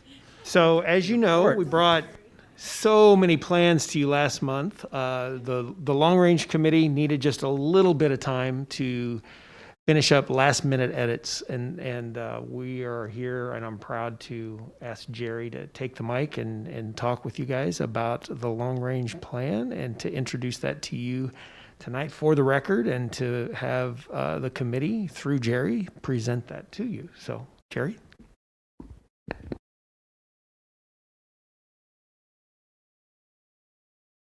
Am I on here? I guess I am. Yeah. Thank you, Dr. Cook and Board of Trustees, for having me here this evening. I'm going to try to keep my comments down to something not any longer than Eric Herringer, so you can count on that. Actually, the long-range facilities plan that you've received already provides a good summary of many of our activities for the year, so I'm not going to reiterate too much of what's already in there. Just a few things that I'd like to stress, and then ask for any questions you might have. The essence of the plan is found in the conclusions and recommendations on pages 88 through 91, which you've probably seen already, and that's not to discount the first 87 pages. Although year designations were initially attached to the listed phases in the recommendations, the onset of COVID-19 caused us to remove the year designations and leave the timing of each phase to the discretion of the board as economic and other conditions dictate. What you will find in phase 1 are recommendations that are an exact copy of last year's report from our committee, but with more substantiating information. A caveat that you will see in the recommendations is the alternate solution to the elementary and middle school needs that would allow us to relieve enrollment pressure with the construction of one K-8 school rather than 2 separate schools. Again, a consideration brought on by the current pandemic. Some other common threads that have followed us through the last few years are deferred maintenance, security, and of course removal of portable classrooms. Elementary schools are always the ones that are the most affected by portable classrooms. A rough count of about 456 students in the Western elementary schools are in portables, and more than 100 at Hayden Meadows. We have heard passionate descriptions of the diminished nature of the educational experience in that environment, and the students at the elementary level are the most affected as they spend most of their day in those classrooms, as opposed to only one period at a time at the secondary level. Deferred maintenance needs are well covered in this document, as well as in the full Amoresco report, and security upgrades are ongoing, and the needs speak for themselves. On another note, this year's long-range planning activity has far exceeded that of previous years, with more meetings by the full committee. We started early and stayed late. Actually began in August of last summer and went through June of this summer. Many members of the committee branched out to serve on the attendance zone committee, and several of us served on the subcommittee to create the long-range facilities plan. I do need to credit many others for the work that has gone into the long-range facilities plan. Scott Mabin in particular undertook the challenge to do the document assembly, which also included extensive research to assemble the facts that are found throughout the document. Jeff Voller was instrumental in many areas of the document, including the deferred maintenance piece and providing cost projections for new facilities, among other things. Lisa May has been guiding us throughout this process, as well as in previous years dating back to her years on long-range planning. And those three also attended our numerous subcommittee meetings, giving us valuable input throughout the process. One last thing for me to mention here is that Don Walters, a teacher at Coeur d'Alene High School, will be taking the helm next year, and you should be encouraged to know that you will be in good hands with his leadership. And I want to point out that I made that same this paragraph was taken out of my year-end report last year as well. I just changed the name. So let's just hope this works out a little differently. So with that, are there any questions? Okay, why don't we open it up? I don't have any questions. It was so impressive. Jen and I were talking before. I was wowed. Because I attended a meeting where we were looking at many different long-range facility plans from neighboring schools and other states, and to see this and to know that we have one, and that I know the amount of time that went into this, and I just thank you so much. And your team, there was many volunteers, and for Lisa's time as well. And the idea of a K-8, we were just talking. That's not a bad idea, actually.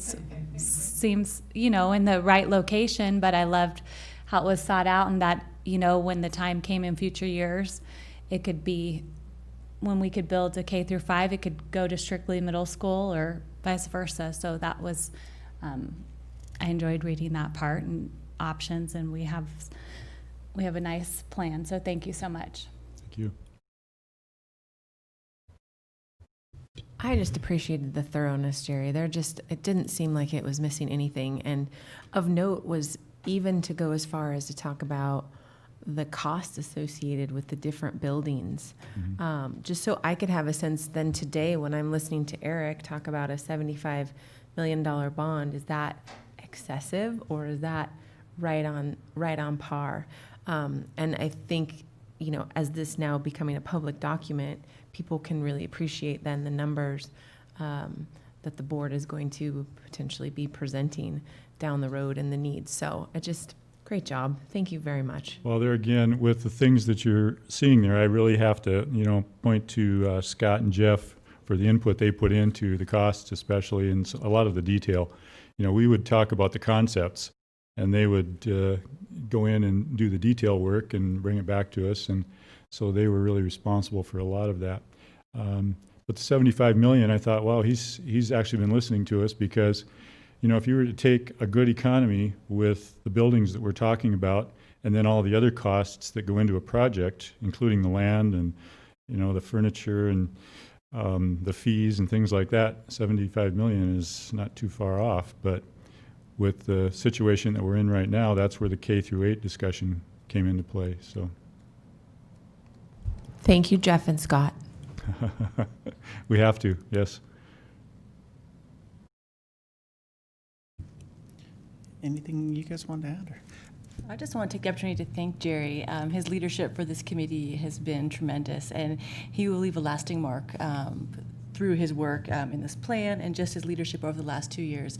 The committee came a long way, and they did a lot of really good work, and so I'm so thankful for you agreeing to continue to serve as chair the second year, and even your prior years on long-range planning. You can read back. Maybe many of you don't know that this is Jerry's second go-around with his service on long-range planning, and so we are forever grateful for your service. And this plan, I think, what is neat about it is that it's a living document, and so every year it'll probably continue to improve. And Jerry's contribution will be the foundation. And over the years, Jerry, you should check in on it and let us know if we can improve it in any way. And as we grow and it grows, I think it's fantastic. I probably won't get too close. I don't want to get drawn back in again.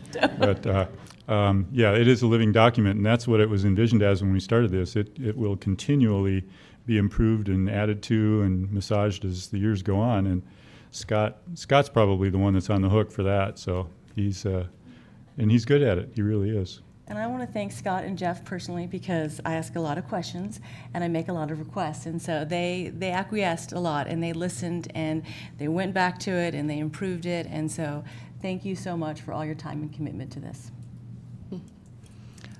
All I've heard since I've been on the board is how thankful folks are to have Jerry leading this charge and helping to make this this happen. And so I've heard that repeatedly. So thank you, Jerry, for making this happen. I have heard talk, and with 100 pages, it is quite lengthy. There is talk. Am I right to put out another smaller, condensed public document? Yes, that takes exactly. And I these think that goes highlights along with some other things that Dr. Cook has in mind here. Yeah, we've talked about the fact that, I think in the last 2 months, we're not approving this today, but between this and the other plans, that there's some 600 odd pages that are foundational to the direction we're going, but they're also an awful lot to consume. And so we are in the process now of bringing something that's a little more user-friendly that we can push out into the public, and this would be a component of that. That gives us kind of the direction of where we'd be going in the next couple of months. So give us a little bit of time and we'll get that put together. Jerry, I'm just going to echo the ladies here. Just great job. I think the work that LRP was able to pull off this year, and with that really small budget that we gave you to do it with. There we go. It's really impressive. Ms. Pickford talked about when we all sat, I think, in this room, or I can't remember where we were so long ago, but when we looked at all those plans from a number of great districts that all spent, 6 figures or more probably on those documents, and to replicate something like this in-house and with community members, it's just really impressive. That was right here, and that was back at a time when we could all huddle around a table together too. Right. Yeah, if we were starting this now, it'd be even more challenging.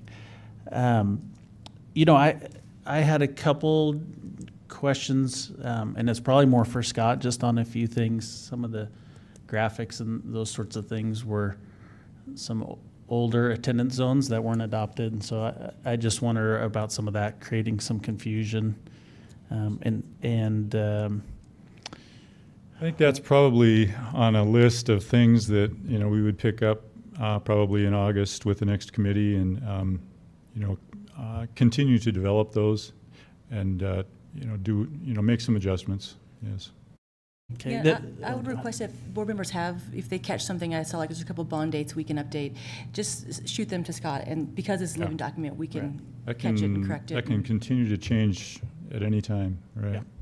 I made some notes, so I'll share those with Dr. Cook and Yeah, that'd be Scott. a good idea. Really, the only question I had about the content was in regards to building capacity with the two magnet schools and why, and I know that probably has to deal with the attendance zones and all those sorts of things, but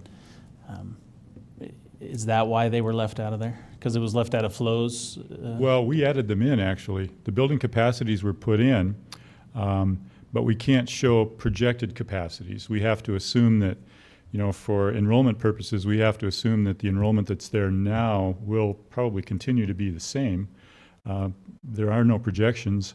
Right now, Ramsey, for instance, is, you know, living in a lot of portable classrooms. And so, you know, the ultimate goal would be to take that back to its actual capacity with the school building and no portables. We originally did not have either that or Sorensen in our plan, and they were added in so that we could see that we have, you know, several hundred students in portable classrooms at Ramsey, for instance, that need to find a, you know, permanent school to be in. Yeah, I guess. Do you have an earlier copy of that doesn't show That was those? the one that was in the packet today, but it's on page 28, for instance, on Sorensen. On the right-hand side, it shows capacity 0. It does have the enrollment information in there, kind of the historic. And Okay, we have another chart later in the report that might have what there you're it is looking on the for. screen. Yeah, I think that's just one of those things that we need to update because the committee was very much in agreement that it showed capacity. So, Scott, can you show us that Page chart that 59, has all of the elementary schools what on you're one looking for chart? is 59. Okay, if we go to this one, here you'll see the actual capacities of Ramsey and Sorensen, and it will give you the ability to see how many students we have in portables there. And actually, it's maybe 150 in portables at Ramsey, I guess. Okay, I appreciate that. That might be one of my email suggestions, just that we Carry that both through to the spots other for page. consistency. Mm-hmm, sure. But if you add up the enrollment in portables at Skyway and Ramsey and Atlas, you're well over 400 students in those portables.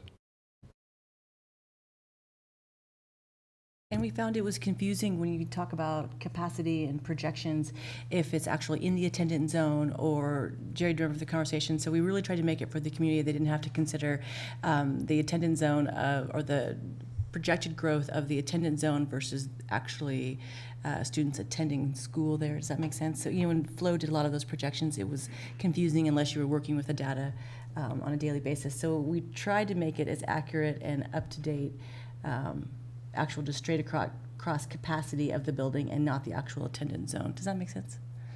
Another thing that I just noticed here regarding Hayden Meadows, our other chart where we have the statistics on individual schools actually says that Hayden Meadows is using 4 portable classrooms.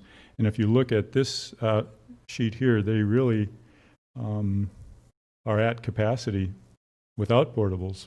So we'll have to check the numbers on that. There's something that's not right there.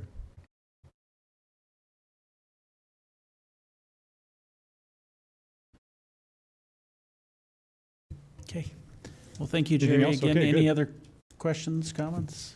Jerry, I was curious, how's your progress going in recruiting new members for next year? Have you guys? We have enough to probably, I haven't seen the exact number at this time, but we were approaching having enough to fill the seats that we have open for fantastic. next year. And are you thinking reconvening, depending on situation, August? We have an August date for our first meeting, sometime the last week in August. I don't have the date in front of me, but we do have a meeting. We put that in front of everybody at our last long-range planning meeting so they can get it on their calendar. In fact, we've actually set all of the dates all the way through the year for next year. The one in August is the only one that's really cast in stone at this point. I think at that meeting they'll probably, go through the list and massage some of the other dates. And will you do us a favor and pass on to your committee that we are so grateful for their work this year? They did a tremendous job. I will send an email out this week and convey your thoughts, definitely. Thank you. Yeah. Okay. Thank you very much. Thanks, Jerry. Ms. Town, I'm just going to ask you a housekeeping question on this. So this comes to the board, and does it come back for approval next month, or does it just? I'm treating it the same as the other work plan, so this will be put on the website for public review. Okay. So on the website for public review and public comment, and then we'll see it next month for acceptance. You do not need to. Thanks, Jerry. Okay. Impressive work there. Dr. Cook, let's see if we can get out of here while the sun's still up, and we'll move on to item F. Or no, yeah, that's right. Yeah. So we've been talking about what school will look like going into the fall for a bit of time now. And we're going to level up this conversation a little bit tonight and move into some little more active discussion. And one of the things that has come abundantly clear to us is we've got to start predicting what it's going to look like and how we're going to handle that. And so we've got several items to kind of loop you in with and open up discussions. And we've actually got a draft survey to parents that we would like your input on. We feel like one of the things that we want to do with you collectively in the new model that the state's proposing, the local school board is going to be a significant decision maker in how the schools migrate through potential closures and lots of mitigation and those kinds of things as cases occur and happen in schools. And so it's a little different approach. And so they're pushing out that authority, and we're going to work in consult with the health districts, and the state board will be working with the Department of Health and Welfare to do the best to pull off teaching and learning in the state of Idaho this year. And so we've been privy to be a part of that information. We've had several folks on our staff that have been involved in that work at both the state level and the local level. And so take just a little bit of time with you tonight to kind of start talking about some of those conversations. And we were getting a lot of questions, and so we sent out some communication a couple of weeks ago in which we started to introduce some concepts to our community that we're going to have some very real conversations about, and as a starting point for the dialogue. And so you might have been attuned to the fact that several people are starting to ask questions about whether or not some of the communication we sent out was the right communication, and that's absolutely fine for them to push us and ask for clarification on those, and I'm open to that. And so one of the things that we want to provide for you is the ability to get questions answered from our community before we get to that point. And so that survey's here. We also have a framework that Seth is going to be presenting to you for what blended learning would look like as a possible conversation. That framework would be almost presented like the way one of our work plans was presented. It's a shared document that he and many, many folks on committee have been spending quite a few hours on. And so as a starting place. And then we had hoped to share with you the first draft of the state guidelines, and they unfortunately are not available yet, but we do anticipate that draft will be available tomorrow. I can talk to some aspects of that tonight if you're interested, but generally we expect that draft to be available to at least early consumption for tomorrow, and then likely approved by the state board and released on Wednesday. So at this time, I think I'd like to turn it over to Seth to start talking about where we are with blended learning. So, Thank you, Superintendent Cook, Chair Morrisroe, members of the board. I'm going to go through just a couple of items. First, we're going to rewind a little bit and talk about remote learning feedback that we received from parents and families. This is from back in June. That feedback was all in your packet, and I believe we amended the packet to include all the comments that have now been redacted as well. So I'll talk a little bit about that. I want to just share with you some of the work that our Blended Learning Committee that we've formed has been doing. And then lastly, to talk about the Blended Learning Framework, which was also in the packet as a draft and will be open now for public review after this. So the remote learning feedback, which covered the spring, was open from May 21st until June 5th, 2 weeks. We received just over 2,500 responses, and you can see there kind of the breakdown. It was pretty evenly split among our schools. As a population percentage, we've got about 50% of our students in elementary school, so this kind of follows right with that. And then about a quarter of our students in high school and a quarter of them in middle school. This graph is just showing which special programs those students and families fell into. And so one thing I just wanted to point out here is free and reduced lunch is only about 13% or so of the respondents. That is definitely lower than the district percentage, which is right around 40%. So that was significantly underreported on this survey. That could be maybe they weren't willing to share that information or maybe didn't want to. You can also see special education there. About 10% of our students are in special education, and so that would be a underreporting as well.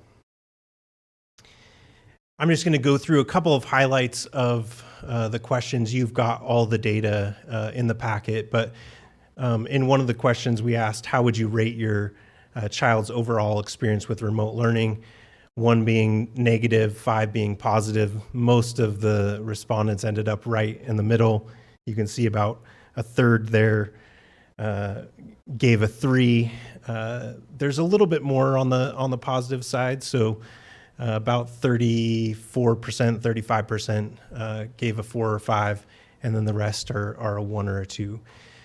I think overall, when you look at the feedback and when you read through all the comments, of which there are many, and we've read through many times at this point, we definitely know we have room for improvement. So I think as I get to the blended learning framework, I'll talk about how we address some of the pieces of feedback we received. This question is around being a part of the classroom and school community. Did students feel like they were part of that community? You can see about 54% said no, they did not. And so this is something that we're planning to address during our professional development in August. Obviously, that's not acceptable in our schools, and so that's something that we want to make sure that we try to remedy. This is an interesting one too. What was your impression about the volume of work you received from your teachers? This is going to be a hard one to get 100% right, but you can see about 63% said just the right amount of work was received from their teacher, and then the other half is kind of split, or the other 40% or so is kind of split. 22% said we did not receive enough work, and then 15% said they received too much work. So to me, this is a hard one to balance all of that. And obviously, this was more emergency learning than anything, and we were really trying to balance, how much work we assigned versus how much we kind of accommodated our students and families. This is just asking parents and families what supportive services they'd be interested in, and so this is helpful for us moving into the fall with things that we can develop. About 70% said teacher-hosted office hours for parents would be helpful, and you'll see that reflected in the blended learning framework. Another 60 or so percent said parent guides on teaching strategies would be helpful, and then 53% on student remote social support groups. And so that's another thing that we can definitely add into our planning moving forward. This is kind of a summary of the comments, and so I'm not going to read through everyone here. There's a lot of comments, obviously, but in general, I think our parents and families wanted more consistency between teachers, between schools, more clarity in the assignments. There was a lot of comments around feedback and support. Holding students accountable, I think, was a theme that I saw in many of the comments. More structure and more routine. So many different comments. And I think for me, that was almost the most helpful part, was reading through the comments and seeing some of those themes. I just picked out a few comments to highlight here. This parent said, student just couldn't get engaged, lack of schedule and self-discipline, too much for parents to handle, especially when there's more than one student. That was something I took away too, was how many of our families have multiple students in our system. And so when we have inconsistencies, that makes it really difficult for them. The lack of consistency or plan has created unnecessary stress. The quality of teaching was a huge disappointment, low quality and not enough engagement. And it's interesting reading through the comments, they're kind of all over the place in terms of positive and negative comments, I think. But there was a significant number that were kind of echoing that same sentiment, it seemed. Having schools open for fall will be the most important thing for my child's continued education. The time spent with teachers and peers in the classroom is so valuable and cannot be replicated in a virtual setting at all. And then lastly, this one speaks to grades. Telling us grades wouldn't matter, then adding assignments killed all initiative for my student. They didn't have a goal or reason to work. I was still working full-time and overtime. Times were stressful and not worth the fight when it basically didn't matter. And that was definitely a theme that I saw in the comments as I walked through them. All those comments are in your packet. This data will also be posted on the district website so that the public can consume it as well. So we'll put all that on our website. I do want to talk just a little bit about the difference between our experience with remote learning in the spring and then pivoting to blended or distance learning. And so, when we talk about remote learning in the spring, that really was emergency learning created on the fly. It was something that we were not necessarily planning to do starting March 17th. So there was minimal preparation. And we were just using resources that were already there. So when we look at that, I want to really distinguish that as remote learning. And then as we pivot to the fall and start talking about blended or distance learning, this is really pretty intentional. Now at this point, we've got all the experiences from the spring that we can draw upon. There's lots of districts developing and sharing plans. There's so many more resources now than there was in March.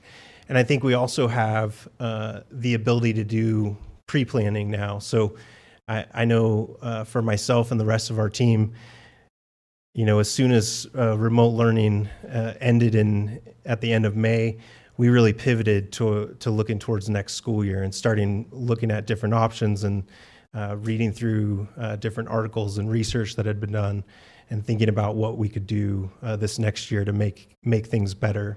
We also have all that feedback from our families that we can use to improve on what we're doing. So with that in mind, we put together a blended learning committee made up of about 25 members. This included administrators from each level, teachers from across the district in a variety of grade and subject areas. We also got on there a specialist teacher from elementary, counselor, librarian, special ed teacher, really trying to think about each of those groups and how they would fit in to a blended learning or distance learning format. We also had a couple of parents as well. And then Mrs. Pickford was kind enough to be the board representation on that committee as well. And then lastly, some technology and district office staff were represented there. So to this point, that committee has met 3 times. The first meeting, we really reviewed all the data from parents, and then we also have a staff survey that has since closed that we looked at a little bit. On the 24th, that committee gave their feedback and discussed the blended learning framework, which you'll see as a draft in your packet. And then this last week, we started to discuss and plan PD for August and to talk about a learning management system. You'll see that referenced a couple different times in that framework. Speaking of the framework, I talked last month a little bit about what this looks like. You know, our plans are really on a continuum from classroom face-to-face learning to blended learning, which is kind of a hybrid model of face-to-face and online learning. And then lastly, distance, which would be completely online, you know, no one in the school building. And so that framework, as Dr. Cook mentioned, is really pretty similar to a lot of the other frameworks and plans. You needed another plan, I think, to go over. I tried to keep it under 100 pages, but a lot of what we're doing in that plan is referring back to that instructional framework. I think it was at last week's meeting when we talked about how everything flows through that instructional framework. And so this blended learning framework should be no different. When we talk about blended learning, that's just a combination of online and face-to-face instruction. There's opportunities for personalization and differentiation. And it definitely is going to look a little bit different for sure. If we have to do blended learning, it will look different than face-to-face learning. Sorry. Last month I had talked a little bit about it was a three-legged stool at that time. Since then, we've added a few more, and now it's 5 pillars of online learning. We're really using this to frame out some of the professional development that we're planning for August. And so you can see here those 5 pillars that are holding up student learning are learning design, which comes right out of the instructional framework, communication, assessment, technology tools, and content. And then the foundation for all of that is really student and family engagement. And so in that framework, you'll find pretty lengthy sections, especially on learning design and student and family engagement. And so I wanted to go into a little bit of detail here about each one of those. When we talk about student and family engagement, this is kind of what we mean by that in this framework. And we looked at a lot of other frameworks, and I think this came from Oklahoma's framework. So when we talk about student and family engagement, really what we're trying to do is strengthen those relationships that we already have with families, build their capacity, because we know when we talk about blended or distance learning, parents and families are such a huge component of that. We want to make sure that we're focusing on learning and then connecting our entire community when we talk about what our students are doing. And an example of that is something that that I saw recently that like IDLA was doing. They partnered with Idaho Public Television. They've got lessons throughout the summer that are both online as well as on TV. And I think those are the types of partnerships that we need to think strategically about. When we talk about learning design, again, this comes right out of the instructional framework. And I especially want to highlight the student-centered learning. When we talk about best practices in education and student-centered learning, many of these lend themselves well to blended or distance learning. So when you're talking about, having rituals and routines, you can do that very easily in a blended learning format. When we think about mini lessons, those are pretty easy to record short videos, have students watch them, and then have a discussion about them or do some independent work. You can do that just as easily in a blended or distance learning environment. When we talk about conferring, that's something that we can translate online as well through video conferencing, either whole class or small group or maybe 1 or 2 students. That can be done virtually in a blended learning format. And then the last section I'm going to talk about tonight is communication. This is something that came up again and again in the survey with parents. And I think this is one section in that framework where We tried to get a little bit prescriptive because we've got so many schools and so many students. I think across levels, there was some folks on our committee that had 3 different students at 3 different schools or levels.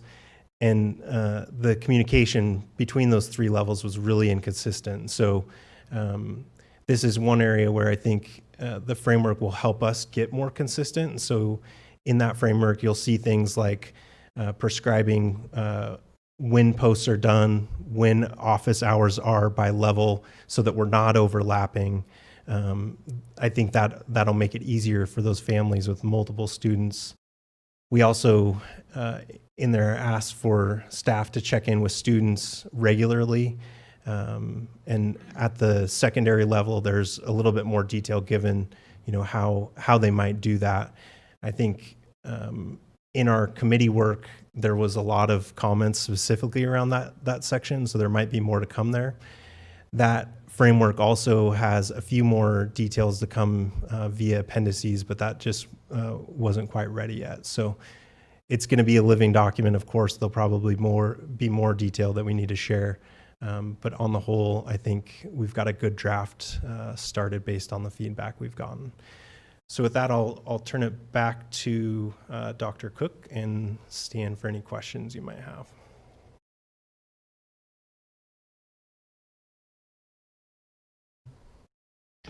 I would suggest we take a pause here for a minute before we move on to talk about surveys or state guidelines and just see what questions you guys have as far as first steps.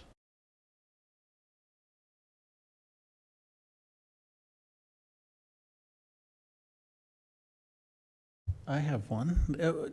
Can you talk a little bit more about the learning management system and what you're working on there and what you envision or what your kind of hopes and dreams are between now and September 8th? Yeah, so Dr. Cook mentioned earlier, we several members of our district leadership team are on state level committees, and so I'm representing the district on the Digital Divide Committee.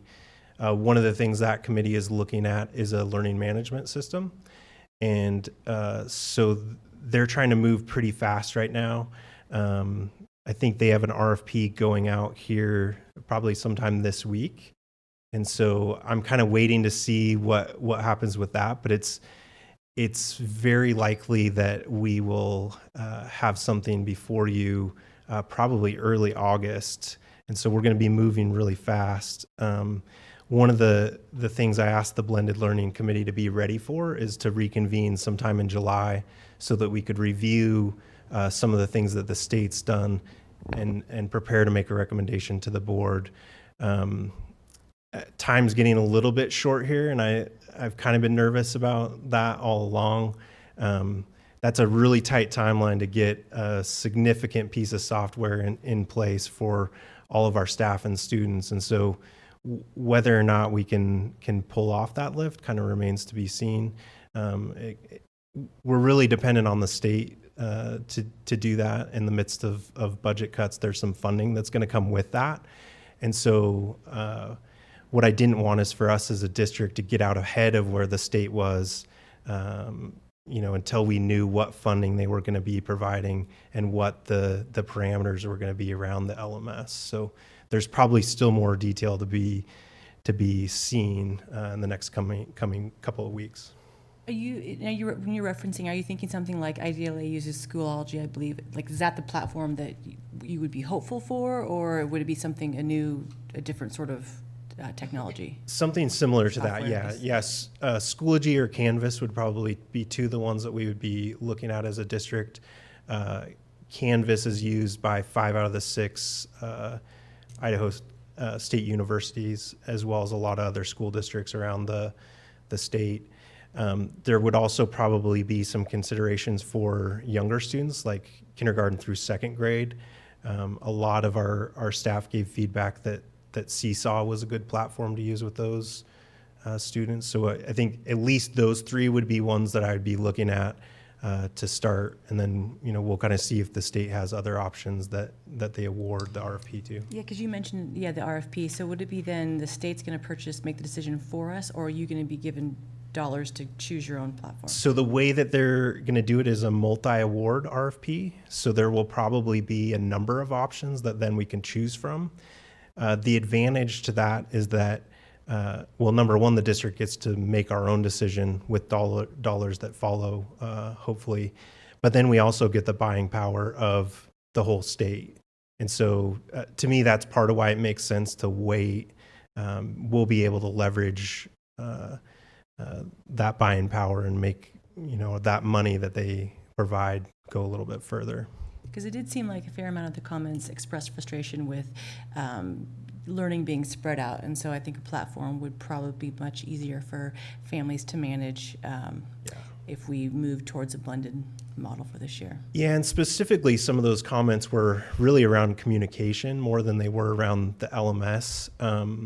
One of the other questions asked about which was the most helpful of a variety of tools, and Google Classroom, which is what we used this last year for our learning management system, actually was higher than a lot of the other ones. But when I counted up how many different communication platforms our schools were using, it was like at least 6 or 7. And so that's where I think you'll see in the framework where we've started narrowing that down, saying like, let's use one with maybe one option and cut out some of those other ones that were being used. Because if a parent has 3 kids at different schools, they're like, I can't do this. Well, even at the same school sometimes, one of my staff members has 3 students all at the same school, and those 3 teachers use 3 different communication platforms. And like for me and my family, that happened, and I, of course, am pretty well versed in all the tools, but my wife was like, there's 12 different apps that our kids are using. It's just too much. And so we need to narrow that down. Yeah. Go ahead. Sorry. To me, that's going to be a key component of it, and it's certainly a tight timeline. And, but I think that will alleviate a lot of frustrations. I think of myself with 4 kids at 3 different schools. And you talk middle school and high school kids, it's 6 or 8 teachers, depending where you're at. And, all of a sudden we're monitoring 18 different communications. And it was a challenge for sure. So, and just sometimes just remembering, and like little kids, okay, how do you get into this program and that program? And it was interesting. So thank you. Yeah, I'm hopeful we can. Well, I'm hopeful the state can pull that off and come up with something. I know that's a big push, and that's where a lot of their focus is. I think they realize that without it, it's going to be very challenging in the state of Idaho. Yeah, for sure. And that digital divide committee, that's one of the main, there's 4 main areas we're looking at: devices, internet access, a learning management system, and then professional development. So my hope is that we can have something on your next consent agenda in August for approval, and then train our staff immediately after that. On slide 13, you talked about the survey data from the staff. Is that, and so the committee saw that, is that something we could see at some point? I'd really like to know where they were at and where they might be moving forward.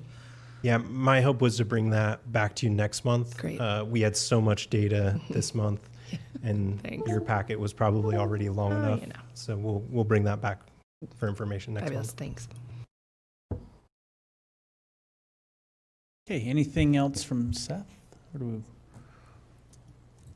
I have a few comments. Mine are more focused on the survey, Seth, and just looking at, maybe this is still a work in progress, but I really, really want to capture as many people as possible and an understanding by our community of how critical, at least for me as a board member, to understand where the majority of our community sits on many of these issues.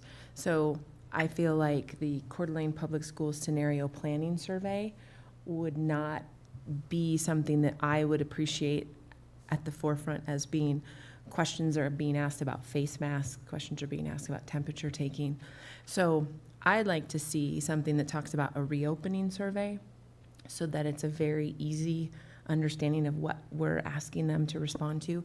And in that opening paragraph, to talk about referencing, we're asking you about face masks, we're asking you about those things so that parents understand, because the state is going to make recommendations. They're not going to mandate in all likelihood. And so without mandates, that means it falls on this leadership and the administration to make those decisions on what's going to happen. And I feel like parents need to understand that because a letter went out saying that at this time we're not inclined to use face masks, parents who are opposed to face masks shouldn't sit back and not respond. They need to make their voice known. Parents who are adamant about face masks need to continue to make their opinions known. Same with in-person learning versus remote learning. Would you rather have your student, and I know the survey covers these, but parents may not appreciate that, we could be talking about, A day and B day, or A week and B week, and that input is so critical for me to understand in making a decision then on what is going to be the ultimate reopening plan, if you will. I don't know if reopening is the right word, but fall of 2020 school plan. Where do parents sit with this? Because if there is such limited data for us to go off of, I fear we will make a choice and a decision that will have a massive backlash because people didn't tell us how they felt and what they wanted. So I want to hear from you, parents, please, on this survey, so that I can make an informed decision about where this community sits that is also in line with recommendations, that is in line with what our health community is telling us. Thanks. Yes, I'd like to echo that too. I think a really simple survey. I mean, our last survey was great, but it was more detailed. It was longer. You ascertained a ton of information. I think this needs to be much more targeted. And Seattle Public Schools, for instance, recently set their survey actually about a month ago, and it was 3 questions. 1, are you coming back to school this fall? Yes or no? 2, would you come back for online learning? Yes or no? Question 3, would you come back for online learning and blended? And so it's giving their district an opportunity to start planning. Right away, they can get a more accurate count of how many students are getting back. Right away, they know that they have parents that are not comfortable sending their child back to school, but they would participate in online learning. And then 3, they want to do some sort of blended online learning. And I think that would give us a really quick thumbnail sketch of what we're looking at in fall. And back to the second comment about face masks, I think we're going to be in a difficult decision come fall. And I think after reading the survey, and it was a lot of comments, so thank you parents that were watching for taking the time to fill the survey out. What echoed in my mind over and over again was that parents want their students back in the classroom.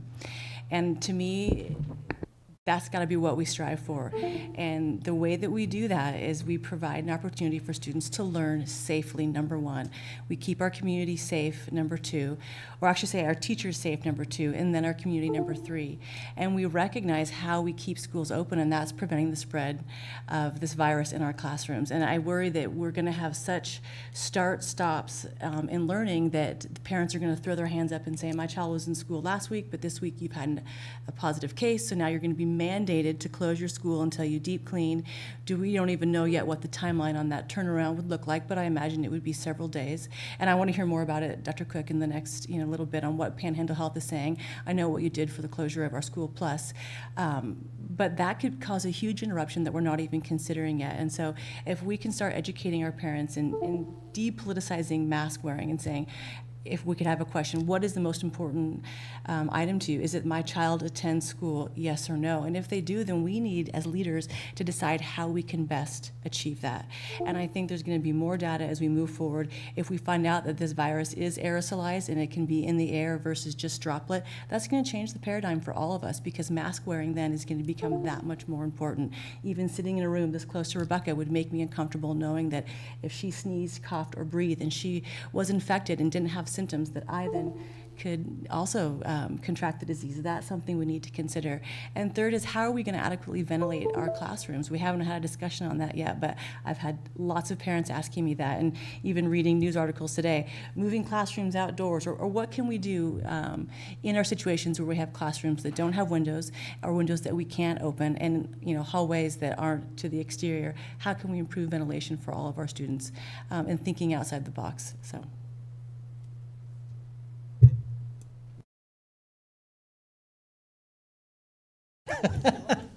Rapid up now. fire. Oh, I don't even know where we are. So I think for me on the survey, I think that's where we went. You know, I'm not sure how much some of that information is important for our decision making, but I think some of it we need to know for just planning our purposes, right? I mean, if certainly we've heard it just on masks, just from what was said, that at this time we're not going to. And we've heard from people say, without masks, I can't send my student. And I think it's important we know that. I think if, on the flip, if there's masks in Coeur d'Alene, there's going to be people who say, I will not send my student if you require a mask. There is. And I just think we need to know that. I think we're likely at some point, we're going to be in a situation where if people are going to be in buildings, they're going to have masks at some point during the school year. And so I think it's important that we know those things to me. So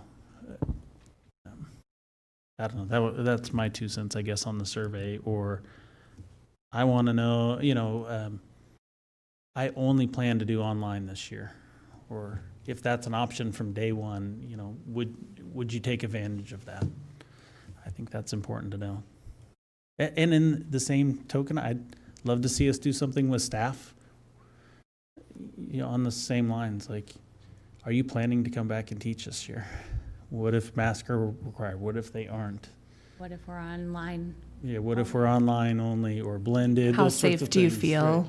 right? I want to know how safe our staff feels teaching So- and. Or We are we also providing medical exemptions? I know we haven't mentioned that yet, but that, I mean, we probably need to be pulling our staff now. You know, they are eligible probably for a medical exemption. And those are things, and substitutes, are we ramping up our substitute pool because we will need them? Those are all things I hope that when parents are considering this, they're thinking about those pieces. Because without teachers, we can't have school. We also heard in the survey as well, if we were going back to online, from quite a few families that said they're not going to do it. They'll just pull them and figure out another platform. And I've also seen online people asking others, do you know of any online schools out there? Because if this is the case that we're going through, and we were on emergency learning, right?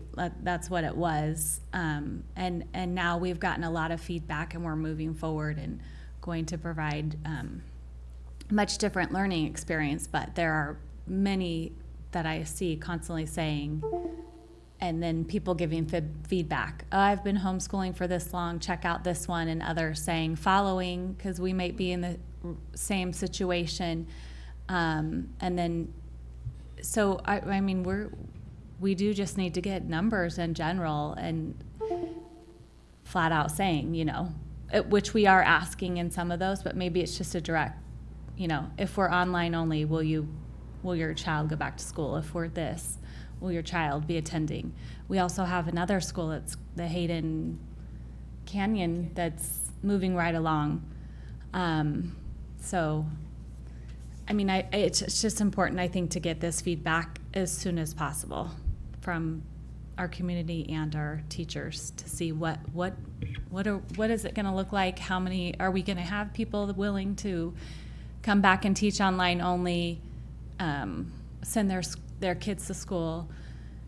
So, goodness, either way.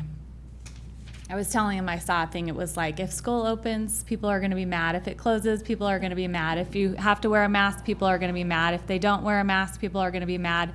So we just have to do our best in making these decisions and as much information as we can gather from our students, our families, our community, to make these wonderful decisions. Yep, to keep kids in school, because loud and clear, that's what I saw in the survey, is my kids need to be in school. So Dr. Cook, that's my one question, and you might not know yet, but I would like Panhandle Health to start weighing in, or whoever's getting the state. I know you serve on that committee. That, if we have a child who they call in, we've got 5 cases at Hayden Meadows, we got 10 at CHS. What is that going to look like for us, and how quickly are we going to be able to turn these schools around?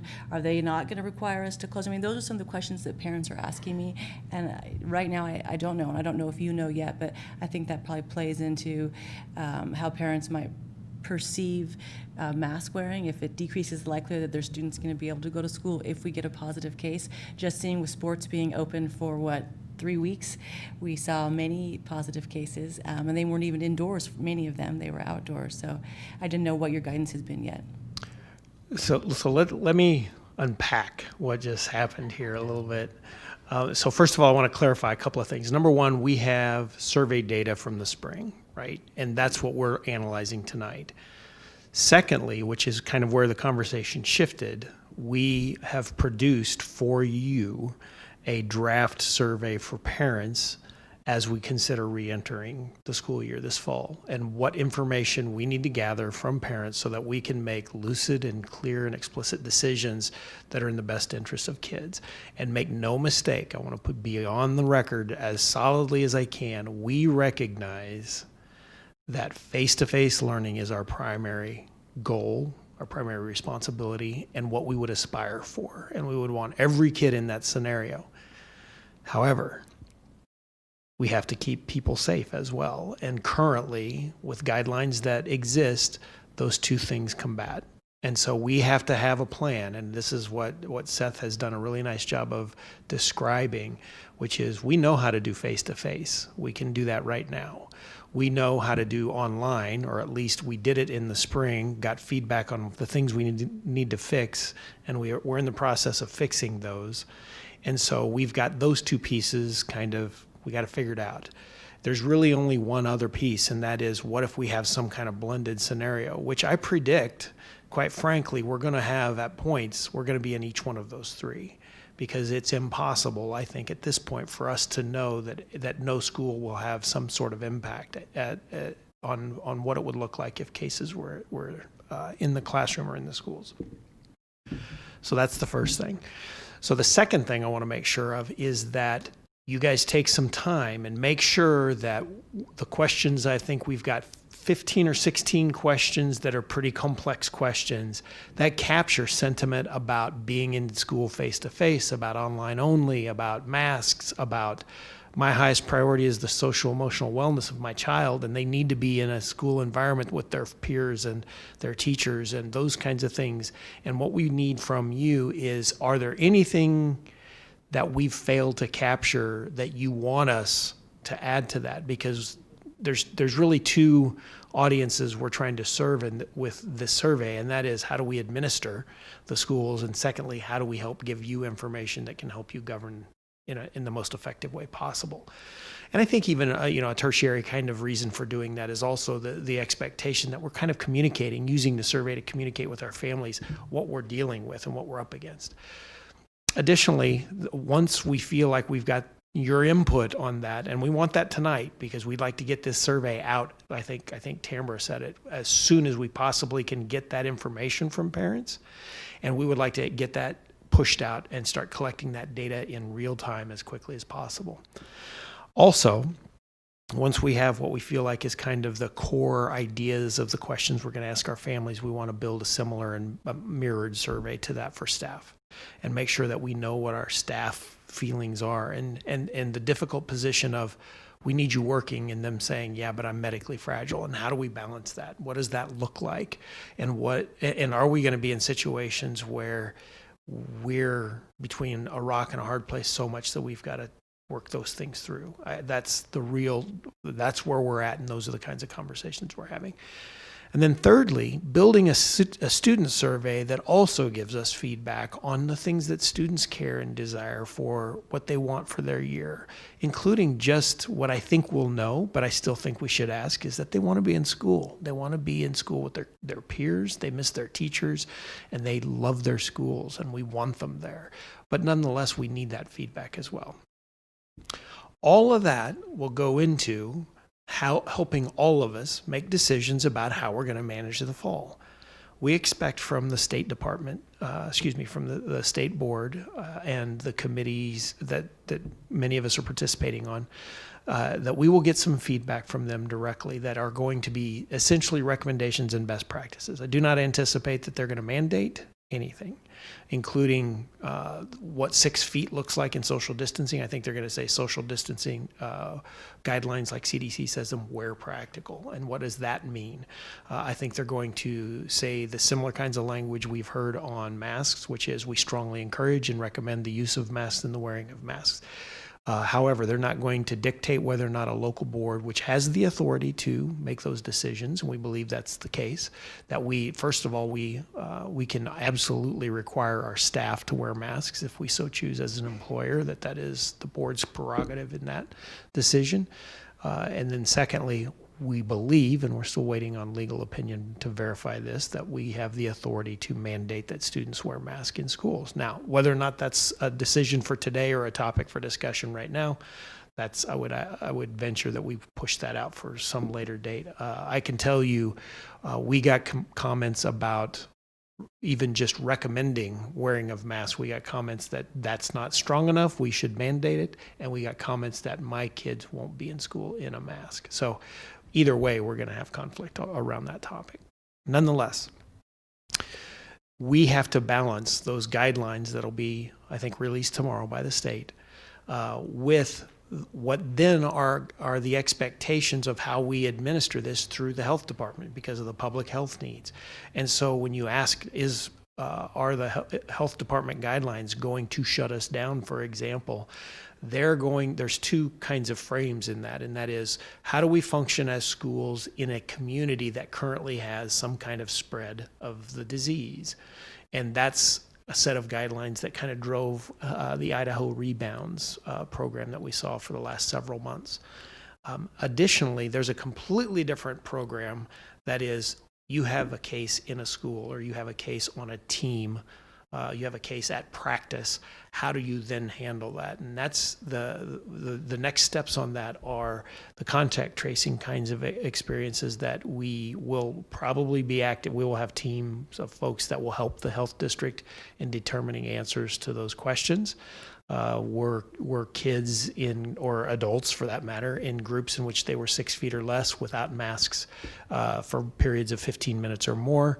And if so, then those individuals would need to isolate for 14 days and or get a test. And that test doesn't necessarily, if your test comes back negative, doesn't necessarily exclude you from the 14-day isolation. And so I think that's what we're learning this summer through our athletic programs and one of our Summer Plus programs, that there are strategies that you can do to mitigate the impact of that by doing things, we call them cohorting decisions, which mitigate groups of kids that they aren't allowed to be kind of connected to everybody. Social butterfly type people are what we're trying to avoid in this kind of thing. If we can control that, then the people that might get excluded and need to self-isolate, you have a smaller group, rather than an entire school being shut down for 14 days because of a positive case. Maybe you only have to send 3 or 4 kids home. And so I would say that the difficulty that we're faced with, that you're faced with, that we're collectively faced with, is this isn't going to be an if-then. It's going to be what is the collective best interest and how do we manage that for our community. And a tremendous amount of authority is being pushed out to local school boards to do what's best for their community with input from their administrative teams and with guidance and conference with the health district. And so the health district can explain to us what the circumstances are, whether we have mild, moderate spread, what are all those factors, and then give us the expectations for what happens when we get a case in a school, which could include shutting down a school, not just for deep cleaning for 2 days, but potentially for isolating kids for quite some time.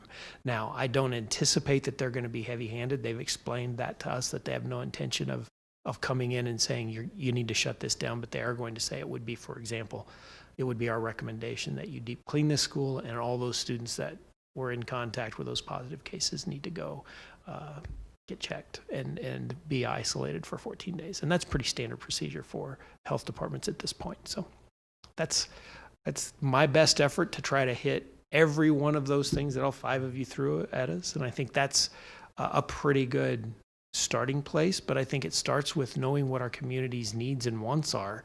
And that comes from the survey that we've got posted in your board book that we want the community's feedback on, and we want to make sure that you have an opportunity to make sure your needs are being asked in that survey.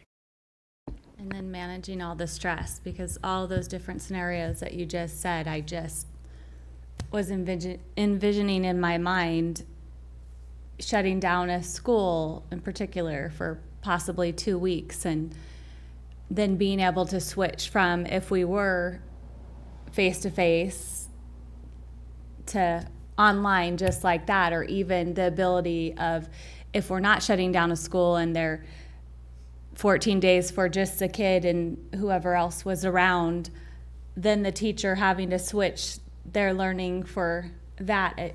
Just going back and forth with all that, we definitely need to have whatever we can have in place for our students and our staff to be able to make those on the fly, because as we know, I mean, every day is changing. And so if we can just get the best of what we can do with the everyday changes. I was literally just sitting here thinking, oh my gosh, then what do?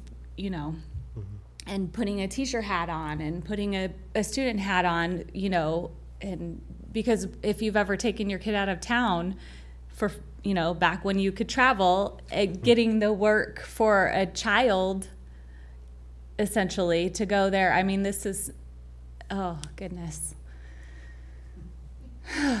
Or you know what else I see, Tamara, is this child that doesn't want to participate in person, and you have a teacher who is doing both.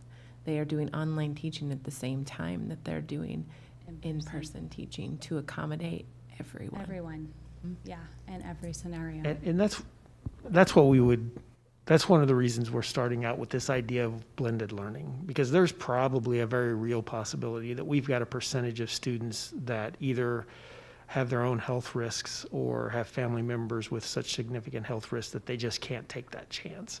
And we respect and honor that decision. And if we're going to go into the school year, and if it's 10%, we're still talking over 1,000 students, right? That's a very real consideration, and why we have to take this extremely seriously, because I think we're going to do everything we can to try to push kids into face-to-face learning as much as possible. But even then, I still anticipate we're going to have students participating online, right? One of your questions in the survey alluded to that. And so that was one of my questions where it said, will you be participating in online learning all year? And so is that one of those options then that they could opt into at this point, that you see that as being an opportunity for their... Yeah, that is our intention. Seth, do you want to maybe talk about that just a little bit? Yeah, I think one of the things we're wanting is to get some feedback so we know how much we need to ramp that up, because not only from the student and family survey, but also from the staff survey, we'll get some good information back and know, okay, who are our staff that, you know, maybe can't come back into our buildings because they're medically fragile or for another reason. We also have started outlining some of the online options that we have available to us already. And then I think once we get some of this information back, then we'll see where we're at in terms of numbers and know, you know, okay, we're going to be able to do this, or we need to add more options here in this area. I think that's some of the reason for this survey as well. So we have information on what types of choices our community wants. Can I just clarify? I'm feeling a little bit confused from the conversation. So are we choosing the one way that we're going to move? Everyone's back in the classroom, school's normal, blended learning, or online learning. So there's 3 different options there. Are we going to move forward, make a decision on which avenue we're going to pursue, or is it going to be on the fly? Because I do feel like for parents, there's a lot of anxiety over not knowing exactly what school year looks like. Start of July meeting, August will be our next meeting. That'll be our last meeting before school starts. If that's how the calendar falls, I believe that's right. So I think we need to make a choice. I think we'll be most successful if there's a plan in place versus pivoting here, pivoting there, and we're going every which way. That was difficult for parents. We saw that and the survey results. So do you have a recommendation on which way you think we'll be going, or are you waiting to hear from the state for more guidance? Yeah, I anticipate that we'll have, at any given time, we might have schools in any three of those scenarios, depending on how things are going.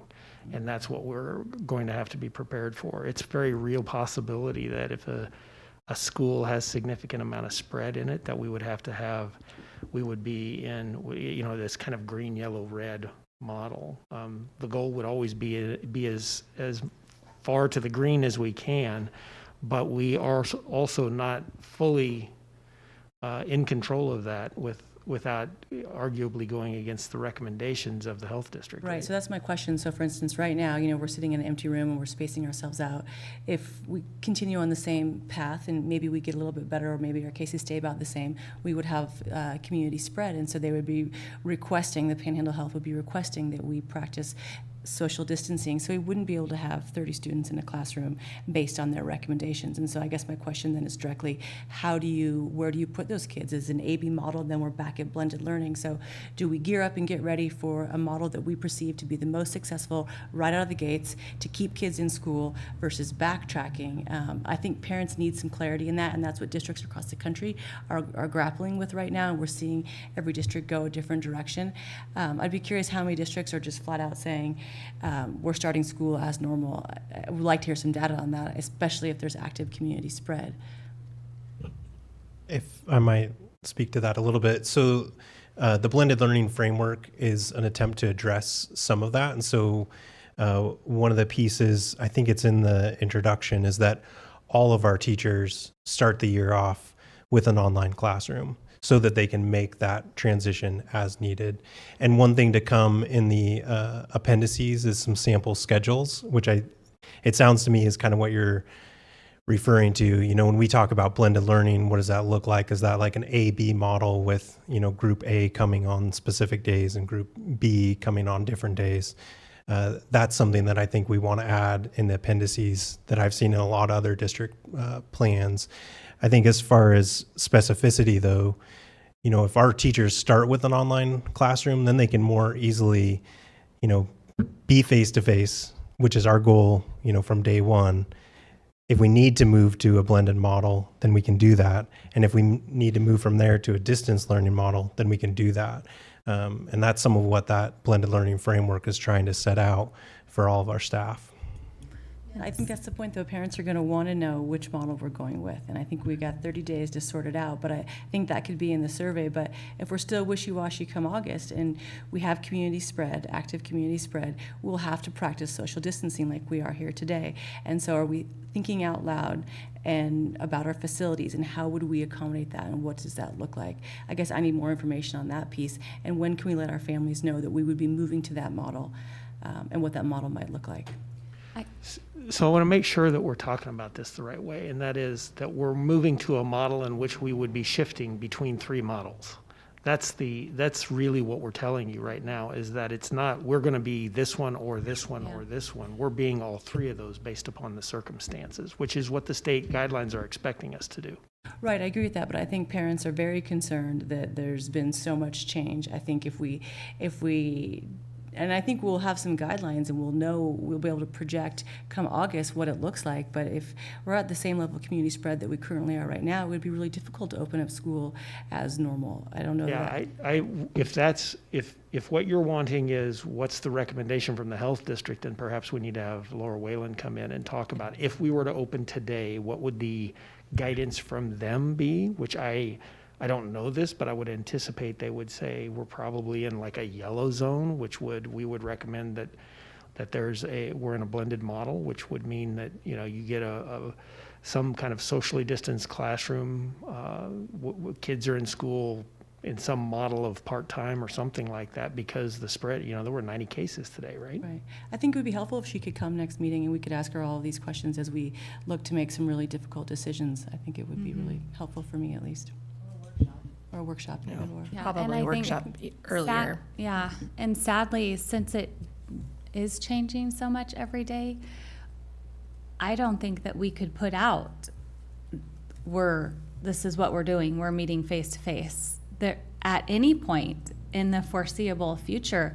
I think what we need to put out is we're prepared for online, we're prepared for face-to-face, we're prepared for online, we're prepared for blended, because we don't know what tomorrow is or the start of September. So I don't think that means that we're not stating, like, because you said you don't want us to be wishy-washy, because parents, we kind of were, but I think it was more wishy-washy with how we were grades, no grades, that type of thing. But I think with regards to saying we're strictly, this is what our goal is, I don't think that we could do that. I think we just need to say we're prepared for all three of these, and we're, at any given day we're going to be able to switch. And when you take into account the weeklies and what group comes here and what group comes there, I mean,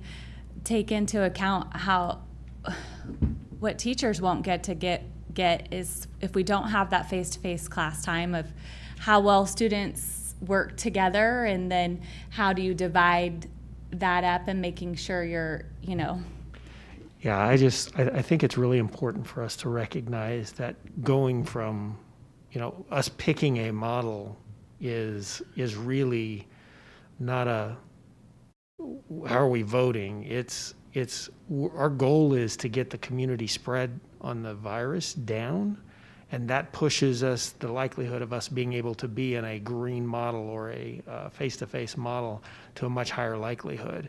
And the second that community spread starts kicking back up again, we're right back up into yellow or red, just similar to the way that we move between the stages in the Idaho Rebounds Plan. Right, I agree with all of that, but I think we're in a lucky position that we can look and see what countries around the world have done. There's been students back in the classroom now for several months, and there's been much data published on how those districts and schools have been successful, and I think it would serve us all well if we glean some of that information, because school will not be opening up as usual in fall, and I think our parents need to recognize that, whether it's face masks, whether it's social distancing, whether it's eating lunch outside if possible, things will be different, and I think there needs to be a fair understanding that we're hopeful that this will pass, and by spring we'll be in a different place. But to keep school open, it's going to require a different lens on school this fall for parents and for students, and so that's what I'm pushing for, is let's be proactive, let's do what we can to keep our students in face-to-face classrooms, but it's going to require classrooms in a different way and lunchrooms in a different way, and it might not be choir this year or this fall, but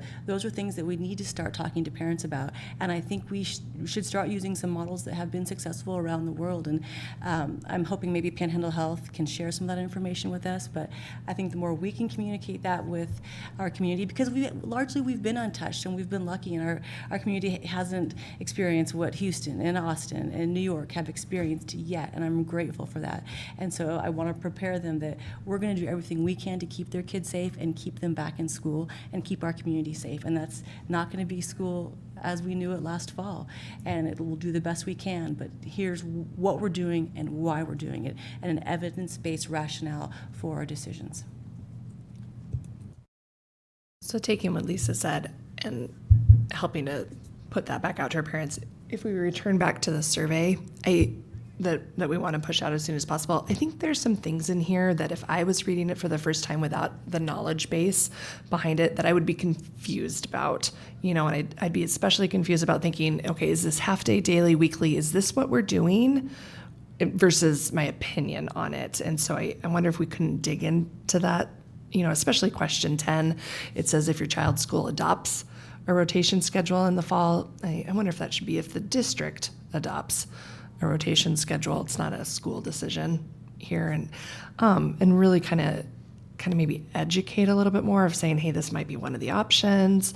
So one of the reasons we chose school there, because there's a lot of research that shows that students at elementary school tend to do better in split schedules that are day-to-day split versus like morning afternoon split, and secondary students handle almost like a block, right? A little bit better. And so what we're trying to, there's we're in danger with a survey of this becoming very overwhelming with the amount of information that you're trying to convey in the answering of the questions. So that's the reason that question's worded that way. Well, I think that's really good to hear that maybe we're looking at a couple different models for elementary and for the older kids, because I think some of the data out there really points us in that direction that we need to look at different things for younger kids.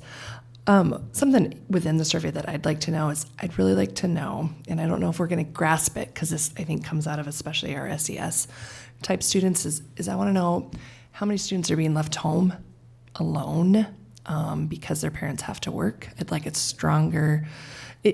Yeah, I think it's in there, but I kind of had to I had to read the question 3 times to see if I could answer it. So I think it needs to be clearer. I want a sense of that, of how many of our kids. I think it is on one question, but it's number 4. Who would be your primary caregiver? Maybe even just questions there that says my kids are going to be left at home alone. If we do this, this is what's going to happen. Would be helpful. Just moving forward, how many kids aren't going to have eyes, adult supervision? I did want to mention that this, the basis for this survey came from Hanover, and so it was actually a consolidation of a bunch of different district surveys, and then we took it and Scott Mabin kind of adjusted it for our district. So it's coming from a lot of different districts.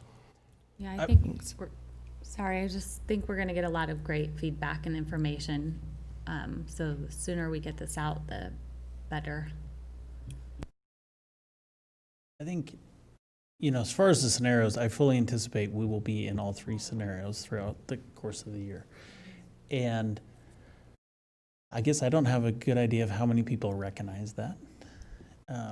And I wonder if this is the opportunity to start socializing. I wouldn't say educate, maybe inform or socialize the notion that is very likely possible. And Rebecca talked about that survey, and we read it in a different lens because we just see a lot more of the detail than someone who's just reading that. And I just wonder if an opening paragraph that it's our intention to open schools and to be as normal as possible, but we know there's going to be challenges and things are going to look different, and we may be moving based on what's going on in schools through different scenarios, and we want to be prepared for that, and we want you to know that, and we want to have your feedback about how you feel about these different scenarios. Please take this survey, or something to that effect. So it gives them some background why we're asking the questions. 2, it starts socializing the notion that we're going to be it's going to be a challenge. It's not going to be the same school year. It's not going to be, same old school. So. And I know we're not going to be able to capture everyone on the survey, but I do believe we will get a lot of parents taking this. And I know it's a lot more work, but I wonder if there's a way to reach out to those families that we're not getting feedback from, who don't get email or don't have Facebook, to see that Coeur d'Alene Public Schools put this survey on there or whatnot. If there's a way that we can just reach them, whether we're hand delivering leaving it on here. Know what those schools are. We've had so many bubble- surveys over the last year that we know which schools Right. that doesn't happen We in. can And reach them in any way and hand deliver it, leave it on their porch or whatever, and someone picks it up. And I know that's going to require a lot of time, but we need to hear from as many families as we possibly can. Yeah, we've talked about a couple of options for that. One being a paper copy of the survey that's made available and distributed. The other is also text messaging specific populations to make sure that they know that it's out there. And certainly anyone's welcome to come to our district office and use one of the computers there to fill out a survey as well. And then maybe even the sites that we have lunches this summer, that we make that available as well. Yeah, that's how we would deliver the paper Okay. copies, yeah. My one quick question. If we are going to ask number 9, if we require face masks if students would not attend, I think we need to flip the question and ask it in reverse. If we do not require face masks, so if maybe you could just make it if we want to go the route even asking about face masks, and I'm not sure there's benefit to it because we should be making that decision based on what the experts are telling us. But if we do, I think we need to get we need to ask for both sides. Otherwise, I think we'll hear about it. I kind of thought the same thing, but I'm pretty sure I saw it in a different question. It's in question 12. requiring students and staff to wear face masks, and it's an strongly opposed to, yeah. Just stand up or down, yes or no? Right.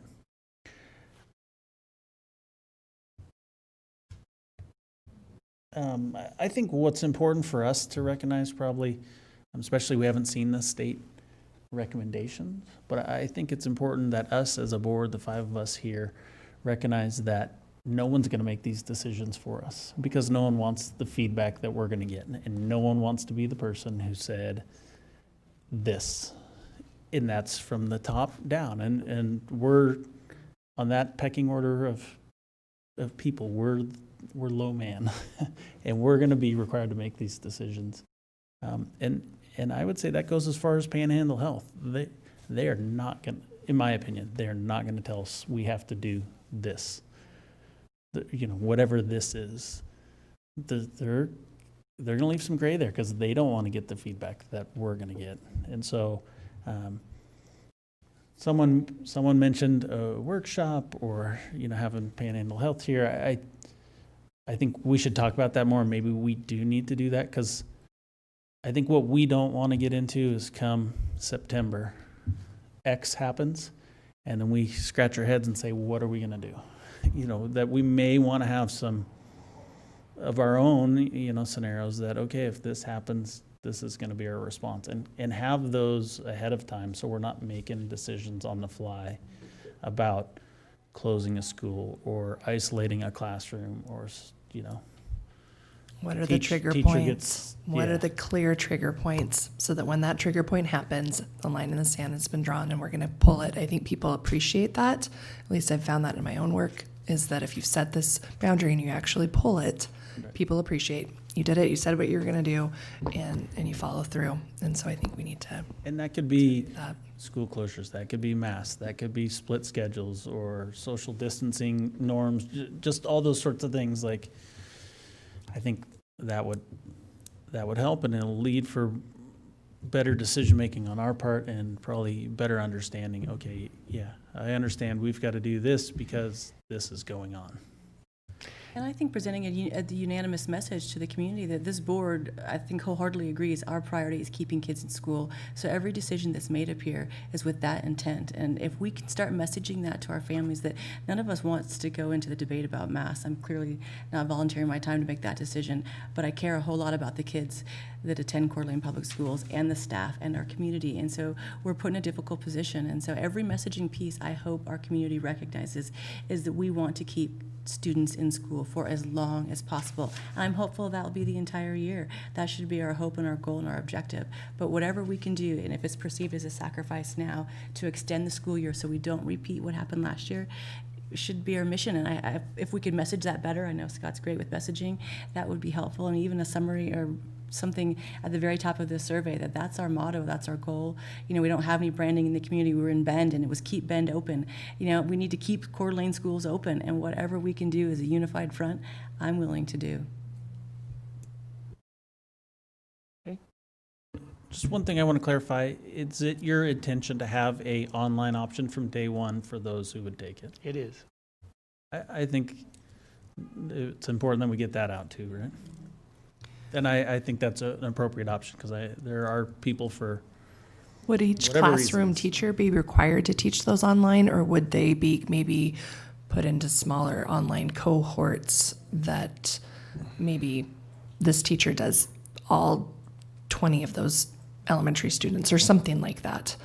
So I think at this point, that's a discussion we probably need to have. I would tell you that the idea of those kids being separated or segregated is not something that aligns with like the basis of our social emotional learning framework and our equity framework. This idea of how do we maintain this inclusive kind of, as best we can, we want every kid to experience school in the best possible way.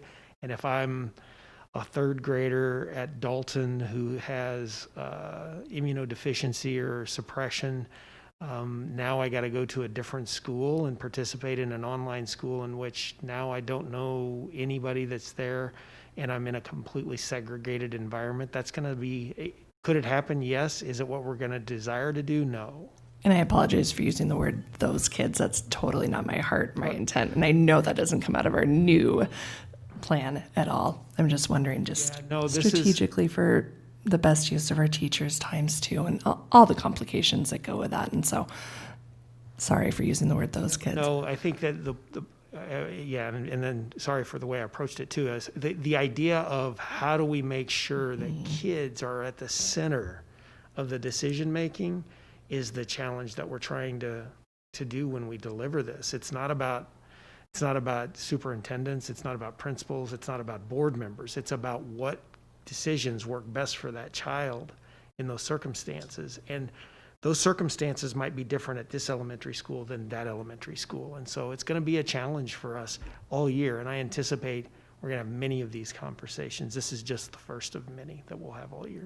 One of the things I appreciated about all this survey data that you had is that you can really tell how much parents love their kids in school and want them to have a strong education. It wasn't just about being in school, but they want their kids to either achieve more than they did. I saw that a number of times through there, and they want them to be well educated. So. And Seth has done an amazing job on this. Once again, I was on the committee for the late start time, and you've just been amazing. And I will tell you that the teachers and administrators and everyone that's been involved, they're ready to do whatever. They want to be face-to-face. They miss the interactions with their kids, but they're all ready to roll up their sleeves and do whatever is best at any given situation. And so it's pretty incredible to hear that and be a part of that, and knowing, they're ready. I don't know. I think we're all done with this topic, but I had one more question, one more comment. I think it would be really helpful to have a sense of how many students are being represented in the survey. Parents, so we know 2,500 plus responded to the survey, but do we know how many students are represented by that survey? So I'd love a question here, because I know it says my children this year will be in, and so you can have, high school and elementary school checked, but it might be 4 kids and not 2. So I wonder, does 2,500 represent half of our student population? Because most of those parents either have, on average 2 kids. Right, yeah, 2.1. Or is it, I just think it'd be really nice to be able to say, and this is representing, 7,000 of our kids, because I would feel such a better sense of how much of our student population are we reaching. Yeah, that's easy enough for us to do. I was also going to mention for the blended learning framework, if you have feedback on that, please send it my way via Lynn. I'd be happy to receive that as we work on updating that draft over the next month, and then it'll come back to you next month for approval. Thank you, Seth. That's a long time at the podium. There. Okay. Let's move on here. Item G, school start times. Are you kicking this off? Okay. So as you know, we have continued conversation regarding school start times, and Seth's committee came before you guys last month and gave some recommendations on what they believe to be the right steps forward. And then secondly, a minority report was also submitted. And if you recall, the recommendation was to flip in 11-8 vote. The recommendation was to flip, with minority report saying they didn't support that model. Since then, we were kind of doing the what's next conversation. And so I'm going to let Seth take the what's next part of this and start talking about, we're going to have Jill Hill and Jeff Voller kind of jump on and talk about some of the logistics that are around making some decisions about if we were going to do those things, what are the considerations with transportation that we would have to discuss. So I'll kick it over to Seth, who I think is going to transfer this really quickly, right? Yeah, I spent enough time at the podium so far. So thank you, Dr. Cook. So on the screen in front of you, I have the maps up. These are transportation routes for this last year, and all of the dots that you see are the stops. And so some of what we wanted to do tonight is because transportation is a big part of the timing of school starts. We wanted to invite our Director of Transportation, Jill Hill. She's online right now, as well as Director of Operations, Jeff Voller, so they could talk a little bit about some of the routes that dictate the timing of school starts and end times in our district. So Jeff or Jill, if you want to chime in here now, I'll let you pop on. Yeah, so if you look at the map that Seth has up there, you can see the wide geographical area that we have in our region. And as we talk about flipping start times, we talk about what does it mean for transportation. And we run on a 2-tier system, meaning that we pick up the high school kids and the middle school kids, drop off at the high school, then proceed to the middle school. Then that bus will turn around and run that route again to go pick up the elementary kids. And we need a minimum of an hour in between those routes. And the main reason we need that, if you look at the geographical region that we're covering, is to go out to Rockford Bay or out to the far side of Hayden Lake or out past Fernan and Wolf Lodge area in there. We just don't have time to turn those routes. And so you see some of the buses have a layover, and you may see them in the morning parked at a grocery store or a gas station waiting to run their route. And so it seems like maybe there's a lot of time built into that schedule. But the reality is, as well, some of those buses that you see in the cluster segments of those in-town routes are waiting for the out-of-town routes to go run some of their routes again. And so that creates some logistical challenges for us in transportation. And so we kind of just wanted to bring that before you and, recognize that logistically transportation is probably going to be one of the biggest areas impacted by this.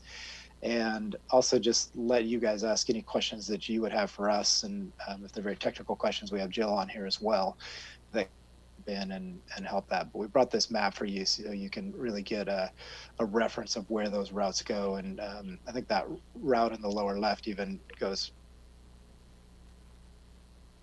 So that's why we have such a long lead time in between those routes that we run. And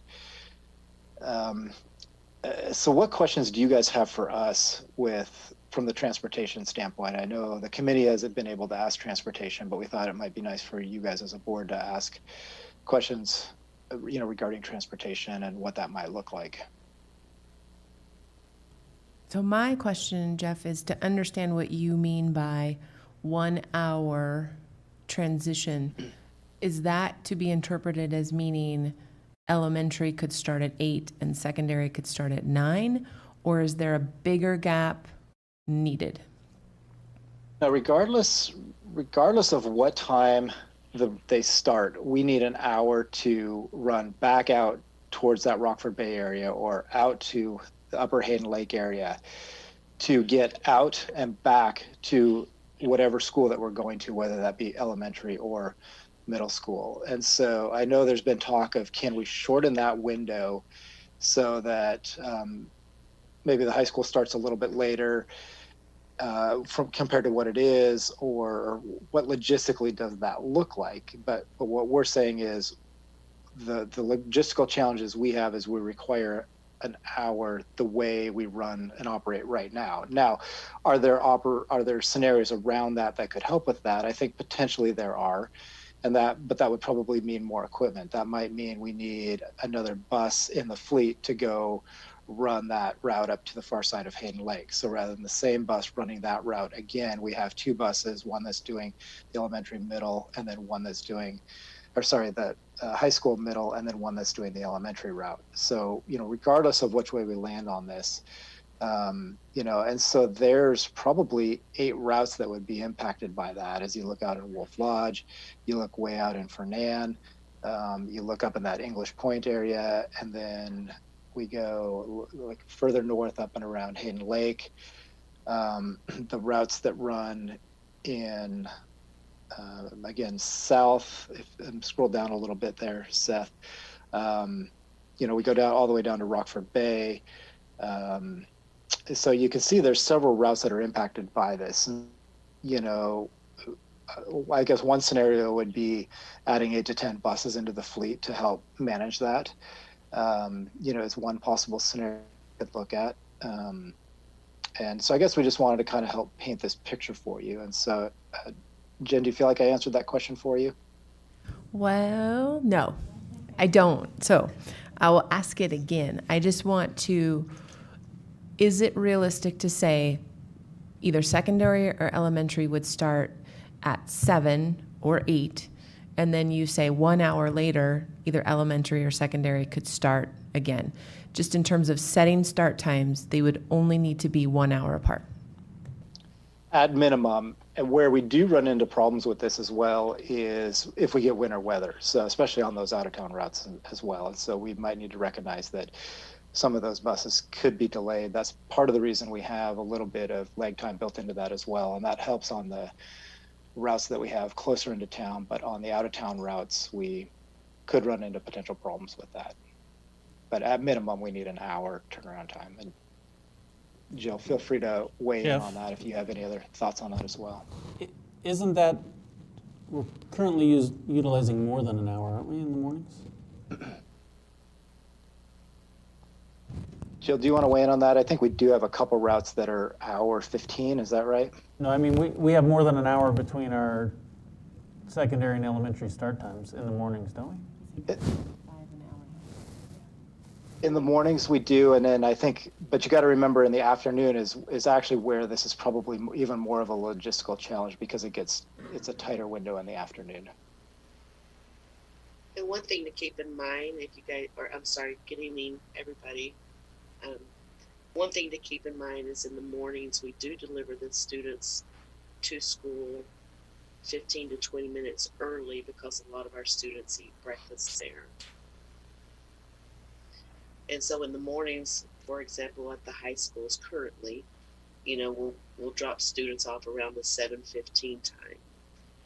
And their bell rings at 7:40, or they need to be in their seats by 7:40. The middle school, they need to be in their seats by 7:55. So as soon as we drop the kids off at the high school around that 7:15, 7:20, then we're going straight to the middle schools. And then the elementary bell, the students don't need to be in their seats until 9. So in the mornings, we do have some layover time. But we do still try to get the students to school for elementary around that, between 8:30 and 8:40 is the 10-minute window for delivery of the students. But in the PM, as you guys know, the bell rings at 2:30. I'll just use Lake City High School, for example. The bell will ring at 2:30. We allow 7 minutes for the students to come out and get on the bus. So the buses will start departing by 2:37. And then they'll go to the middle schools to pick up the middle school students. So you take like the distance for Lake City to Woodland, it's shorter. And the buses can get over there in about 10 minutes, 5 to 10 minutes. But then you take Lakes Middle School from Lake City, that's going to take a little bit longer time. So by the time the buses go down to Lakes Middle School, you're looking at probably 2:50, 2:53, right in that time frame that they can load their students and then leave. And then they have to deliver those high school, middle school students home and get back to the elementary by the 3:30. So that's, like Jeff was saying, that the PM time is really challenging as is. I mean, some of our routes are getting back to the elementary schools. You take, like at the very top of the map, route number 1 up there, the red route, that's right now in the PM, that bus is not getting back to the elementary school until about 3:45. And that's pretty regularly. And then when the snow flies, it's going to be a little bit later. So it's just a little challenging. So hopefully that helped answer that part of it.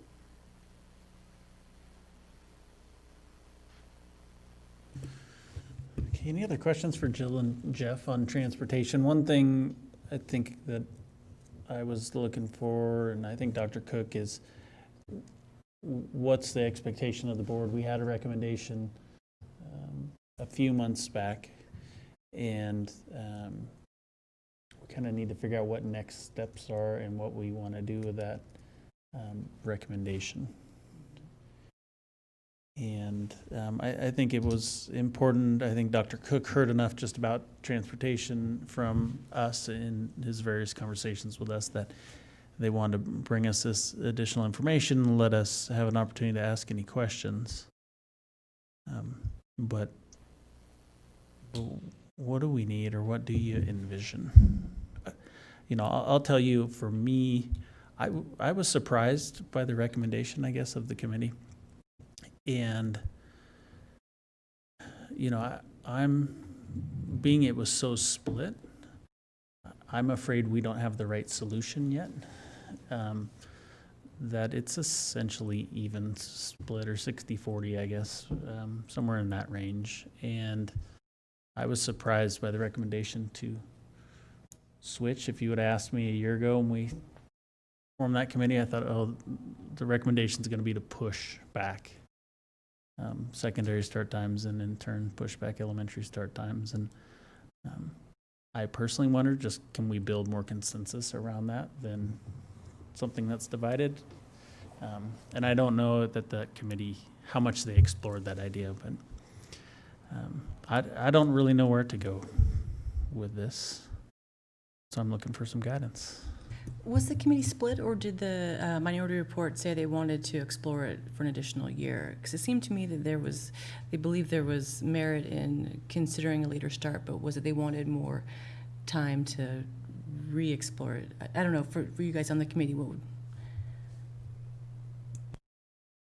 My recollection is that, Seth would be a good one to answer this too, but is that there wasn't, the minority report was more about more information before they made the decision. It wasn't we oppose it and we shouldn't do it.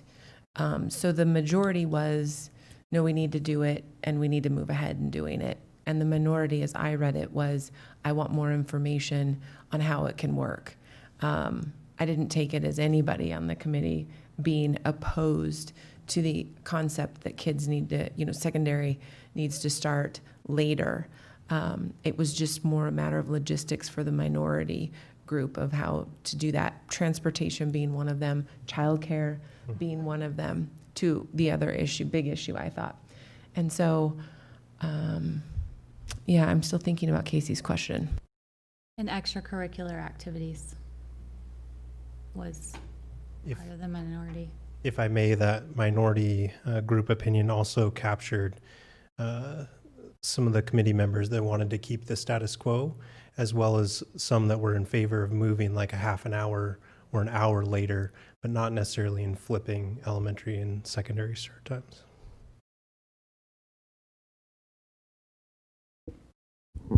I think one of our goals tonight was just to give you guys the clarification that transportation is a limiter on this. We either have to solve some of those long routes with more resources, which means more buses, which is expensive and a very expensive solution, or we have to come up with a solution that is a little more reasonable to try to consolidate those times. And right now, that's what Jeff and Jill are saying when they're saying that we would have a hard time getting more minutes out of that transition time without a significant investment. And if I may, I wanted to clarify just a couple of things.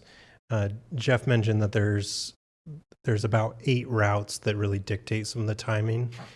You're really not going to be able to do a lot to shrink that amount of time when you have to travel so far. But what you could do is add another bus to that route, and that would make it so you could do less stops, and that might gain, let's say 10 minutes for that route. So rather than it being an hour between levels, it could be 50 minutes or, maybe 40 minutes. The other thing that we've talked about is since Fernan, Hayden Lake, or Hayden Meadows and Winton all serve those outlying areas, maybe that could be part of a third tier of start times that we think about, just so we could give those routes more time to run, especially in the afternoon. So that's something to consider as well. think what I'd like to do, just in the essence of time, if you guys agree, is that we kind of chew on the question of what are our next steps. We certainly have a lot of things on our plate and a lot of decisions to be made between now and September 8th. And being that it's past 8:30 and we have 900 pages of math to talk about, I'm going to suggest that we move on and provide that feedback to Dr. Cook or myself or Ms. Brumley, and we'll figure out how to get this incorporated into our future agendas and take a look at it. Is everyone all right with that? Yes. Okay. So why don't we move on to 900 pages of math or something like that? I know Katie's been just waiting for us. This one's our biggest board book. Ever? Okay.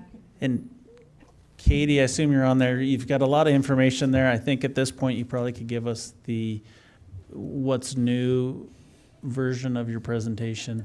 Can you clip I just want to clarify, she's got teachers from the committee that participated in this right on there, and they've been patiently, imagine their excitement knowing that this is a typical board meeting for us, right? To know that they're going to be participating in something that's going to push 9 o'clock. So Katie, if you're available, we'd love for you to go ahead and start. We know who our Good Teacher evening. of the Year winners are now. Good evening, Superintendent Cook, Chair Morris Rowe, and members of the board. You say 900 pages like it's a bad thing.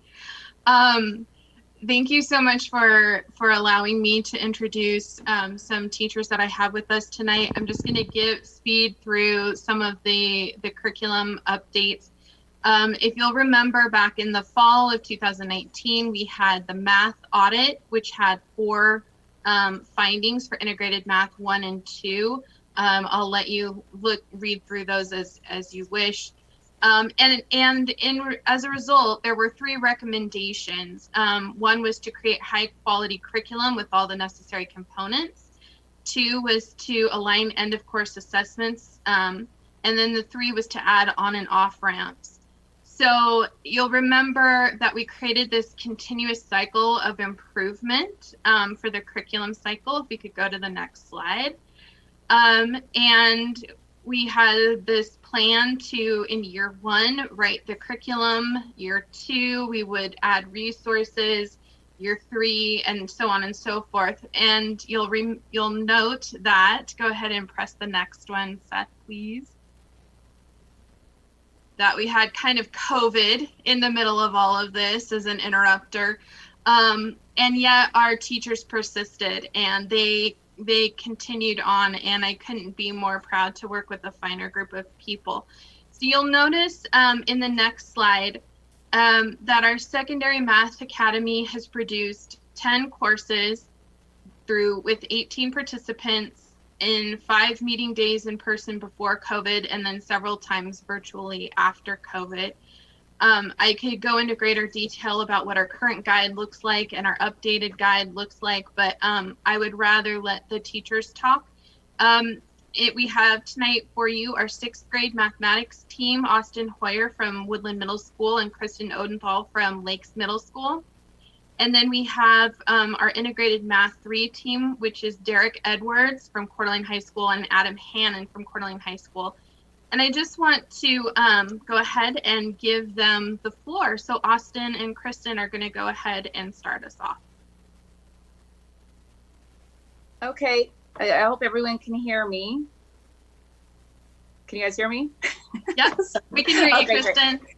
Okay, great. Hey, so thanks everyone for having us, and it's actually been very enlightening listening to everything. So even though it's been 3.5 hours, it's actually been worthwhile.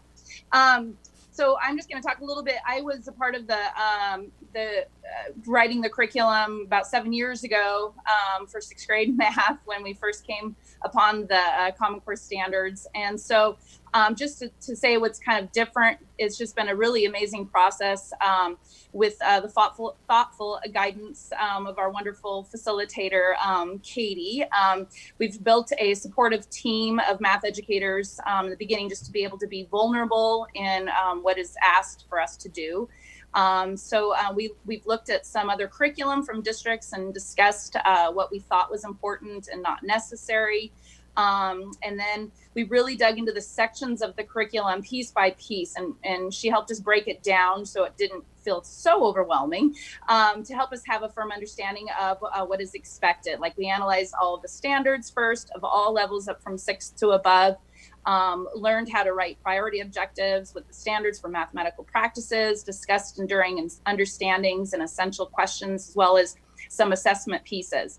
We're obviously just in the middle of it, and continuing to work, but we collaborated across grade levels, which I thought was just super powerful, gave feedback throughout the process so far, which was quite different from my experience 7 years ago. So we're have a really great start from what we have so far, and I'll pass it on to Austin. Cool. Thank you, Kristen. All right. So I promise I'll keep this relatively short as well. A big shout out to Katie Grotman for organizing our committee and really seeing this through. I thought you've done just an amazing job. That's a tough gig. So thank you. So some things that I'd like to start out with just some of the challenges that I think we started with in coming together for this team it was relatively difficult, I think, in trying to wrap your mind around what our common goal was at first. It was just a lot to look at and just kind of difficult to really see what the end goal was. I think what was helpful, something that Kristen had said, is that we did have a lot of time together that really did help us come together as one to look at, this document, and had, the professional development time, I think, was really key in just being able to, really key in and focus. And Katie did a really nice job at that. Another challenge I just personally had was time. I think, it was daunting once I figured out what we were doing. The amount of time that went into completing this was a lot. But in the end, I'm very happy with our result. And I think that's just credit to our leader and our team for sticking together. Some of the benefits of this experience for myself, it was just nice to collaborate with grade level partners, not just with Kristen, of course, but with the other middle school committee members. And then really to get together with the high school folks was nice for us to look at the scope and sequence for grades 6 through 12. That was nice to see the tie-ins. And we had one day where we all met and did nothing but look at standards. And I know that sounds boring, but as a teacher, it's nice to look at something called an enduring standard to see what types of standards last along between all grade levels for 6th through 12th. And so that was really nice to see and sit down to do. I hadn't done that personally. So we really had time to dissect and examine current and new resources as well. So things that we found that were engaging that I use and utilize to share with other colleagues and to include that in our document was very helpful.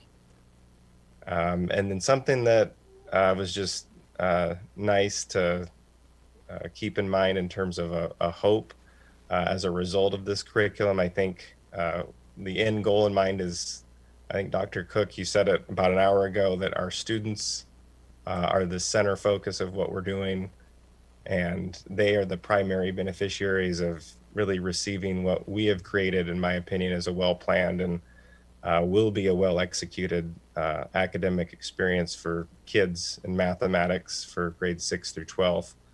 And then lastly, once this document is finalized, it will be a nice document for new teachers and present teachers to have easy access to a curriculum, and that includes hyperlinks to resources really as they need it. And then my hope, again, is to continue to add and really grow this document so it is something that we can continue to improve on and tweak as we need. So I really like that vision that Katie has pointed out early on in creating this team.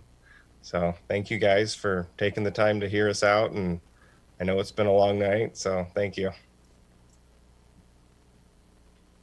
And then I believe Derek Edwards was going to speak. Yeah, I'm I'm going to talk about some of the same type of stuff that Kristen went over, but I've been in the district teaching math for over 15 years, and I've been a part of multiple either revamps of curriculum or bringing in new classes and writing end of course assessment, stuff like that.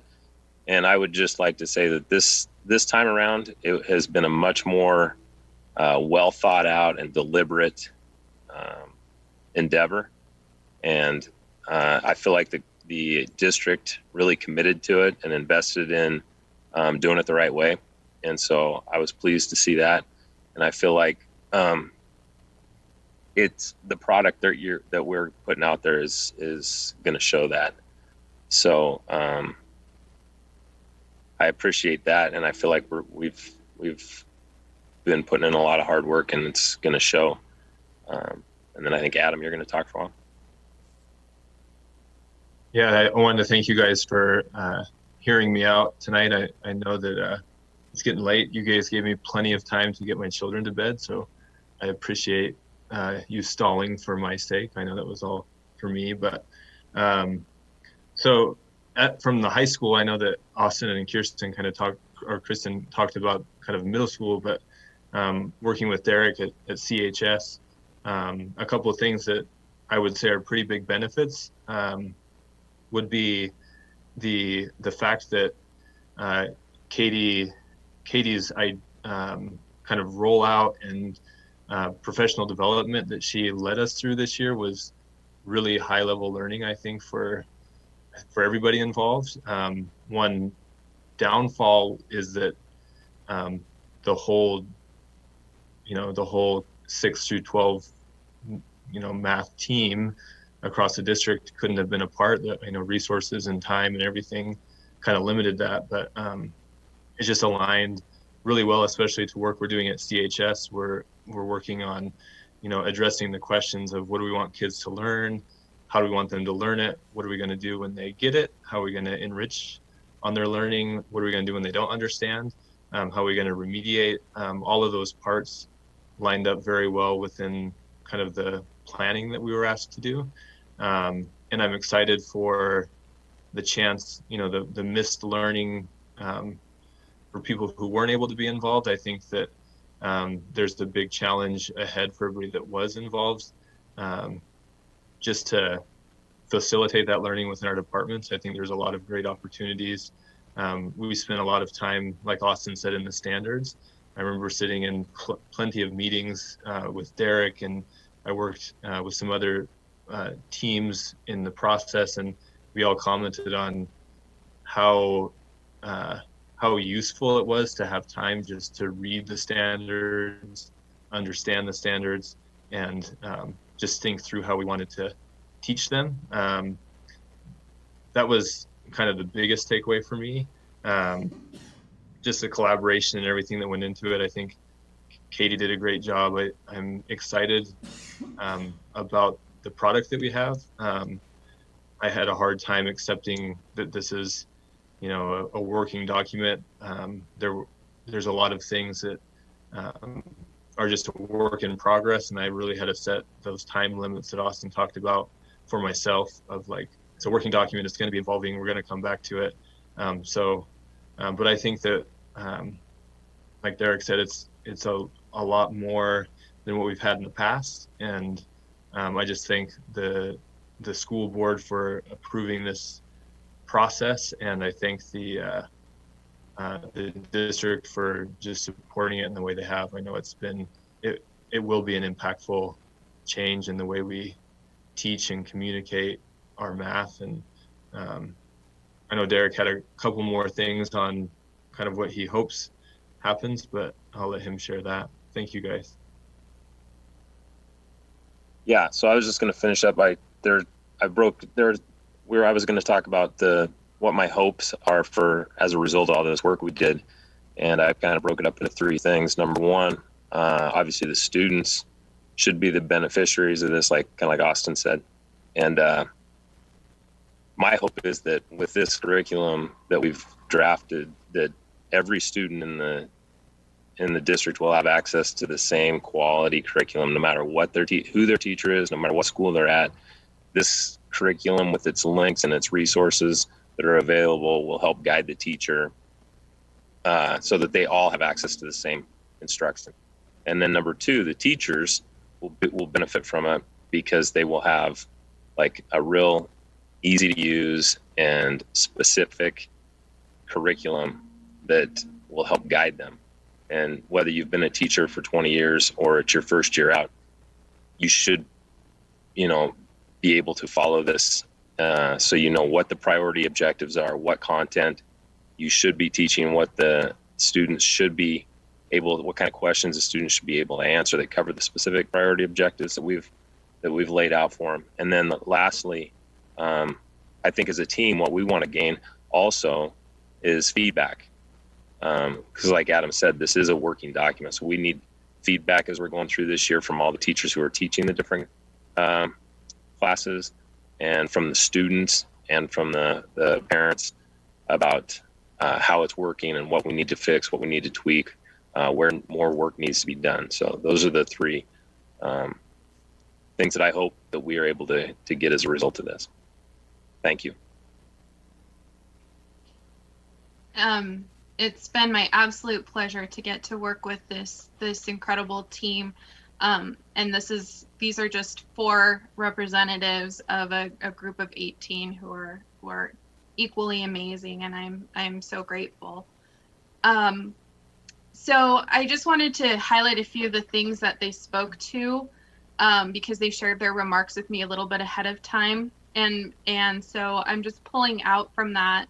It's on slide 6. This speaks a lot to vertical alignment, which allows us to have a guaranteed curriculum. They talked about embedding deep peak learning, talking about the purpose, the essential skills. They didn't necessarily yet speak to agency, but they spoke to deep knowledge, and all of that makes curriculum viable. They spoke to the importance of cross-district teacher learning communities where ideas are shared in a safe space and where teachers show up as learners and help curriculum come to life in student-centered classrooms. They spoke to the importance of using assessment strategically to help us inform instruction, revise curriculum, ensure equity and effectiveness. And when well done, the idea is that this will help us create the portrait of a graduate for all of our students. So our next steps are to share the drafts of this with teachers now and bring this back, and I'm on slide 7, and then bring this back for action in August for a 1-year provisional adoption from you. And then I'll share it with teachers in its final provisional form. We'll engage in looking at resource adoption for next year and adding greater detail to documents to make them more robust and beginning those on and off ramps. And as we spoke about, or as Derek spoke about the importance of feedback loops on slide 8, we're going to gather and use feedback to revise. We have all of these different feedback loops that we need to make sure that are part of a part of what we continue. And we're going to continue Secondary Math Academy and bring new, more robust and revised documents back to you in 2021. So thank you very much for this opportunity to share with you. I know it's late and I apologize, but if you have any questions, we'll stand for questions now. Katie, I don't have a question. I just want to say great work. And on top of all of the hundreds of pages that you oversaw, you are in pearls and a suit at 8:45 in your home. So I'm even more impressed. So thank you. You can tell the excitement for math, even at 9 a.m., is coming from that team and PM. And that's going to go through the district. And that is exciting. Yeah, Katie, thank you to you and your team for all of this hard work. I know it was a huge lift, especially during difficult COVID times. So thank you so much, and thank you to all of the team that participated. I had just a couple questions. One was the resource, and so I know next year is the resource adoption cycle. I saw listed in here that they're using what you guys are currently have, which is Big Ideas. So is that the plan for this year? Is just to kind of go ahead and use Big Ideas, backfill where needed, and then next year look towards a new resource? That's exactly right, Trustee May. Yes. The teachers also identified Illustrative Math, which is an open education resource, to backfill, as you talked about, where necessary. But the idea is that for high school, we will continue to use Big Ideas. And for the middle schools, we will continue to use Ready Classroom. Oh, great. I think it was last year or the year before, we were able to switch out our Big Ideas text, at least Math 1 to integrated. Were we able to do that with Math 3 also? Or for, I guess it'd be Algebra 2, switch Algebra 2 over to Math 3? We were. Thanks to Clerk Lynn Town, she found a memo buried in the board book that stated that we would be able to do that. And so the textbook company honored that request. Fantastic. And they have delivered the text to us. Oh, that's fantastic. I had one last question. So, reading, I was kind of refreshing myself on the audit from our integrated math from, a year ago, 18 months ago. And so how do you foresee the process moving forward as it's out for the first year, you're getting feedback? What does that look like as far as assuring that we have all of the things that were potentially missing from our first go-around are in this second model, I guess, as far as rigor and alignment and all the things that they talk about in great curriculum? Well, I think that it will be part of those feedback loops that we discussed. We'll need to gather information from our teachers who are teaching it. We'll need to gather information from our parents and our families. We'll need to gather information from assessments that our children take. And we'll need to use all of those to make sure that it's guaranteed and viable curriculum. Perfect, thank you. But Katie. This is definitely an ongoing process. This is not going to be one and done and then it sits on a shelf for 5 years. This is something that we're going to continue to come back to through our learning communities to ensure that it is meeting the needs. And when we do identify gaps and see gaps in our data or from our students or from our parents, hear about it from our parents, that we will address those through the continual improvement model. Yeah, and I think it would be nice as we move forward, however the year looks, that we communicate with parents. This is a new curriculum that is out for 1-year approval, and that they're welcome to give us feedback, and we would encourage and welcome their feedback. I know, there's been a lot of inquiry into, how our math program looks, and so it'd be nice to be able to hear from them too. I just want to say thank you to you, Katie, and your team. And I just had one question. I think it was Adam who said the only downfall was that all of the teachers from 6th grade to 12th grade weren't able to participate in this. As we're moving forward to share all the hard work and everything that you did, I wonder what that's going to look like in sharing that with our other math teachers. Yeah, I think that's a very important component.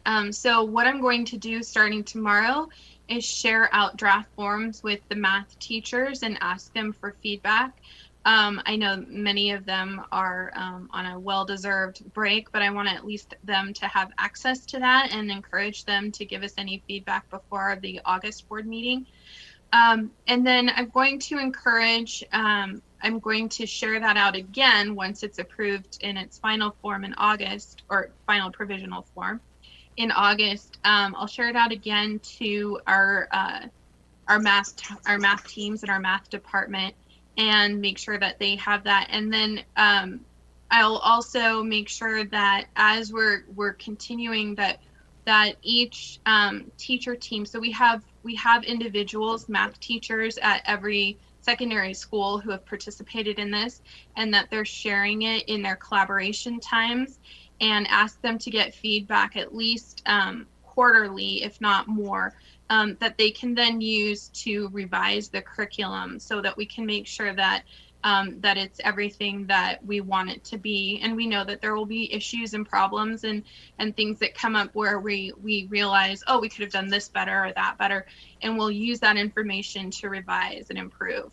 And so by inviting them into this process of continual revision and making sure that they see us acting on their feedback, we'll make sure that they are a part of this process.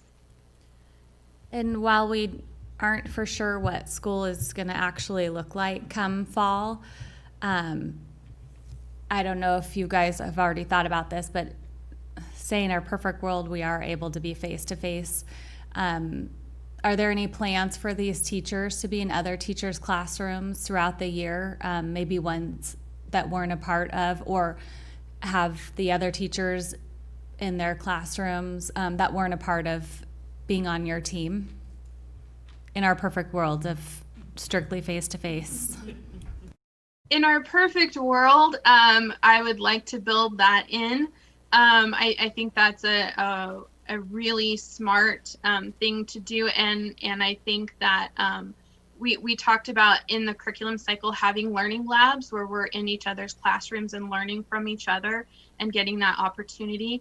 But your comment also reminded me that one of the important things that happened as part of this process and as a response to COVID was we identified where ideas spiraled.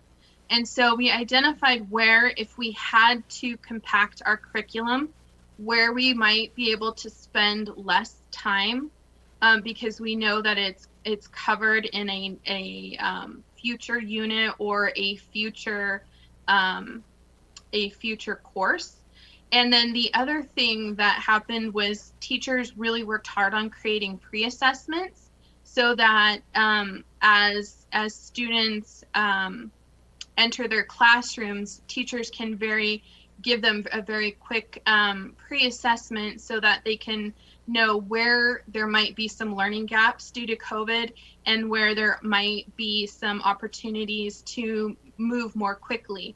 And really, this is all just really good curriculum process anyway, but we learned that rather than deviate from what makes good writing curriculum or writing good curriculum, we needed to lean into it. And that was really exciting that was the answer.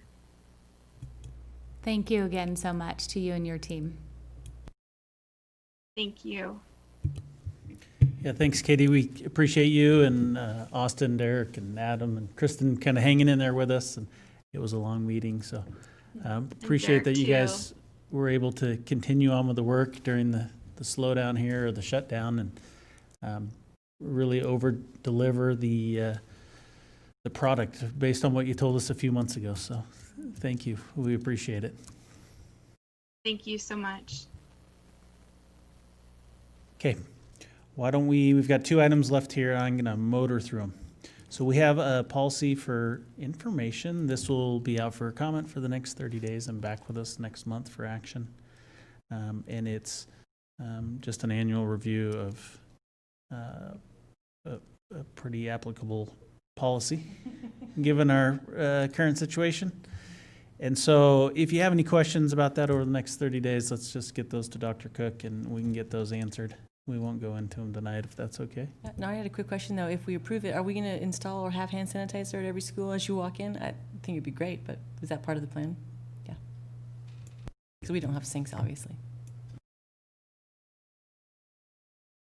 Mike?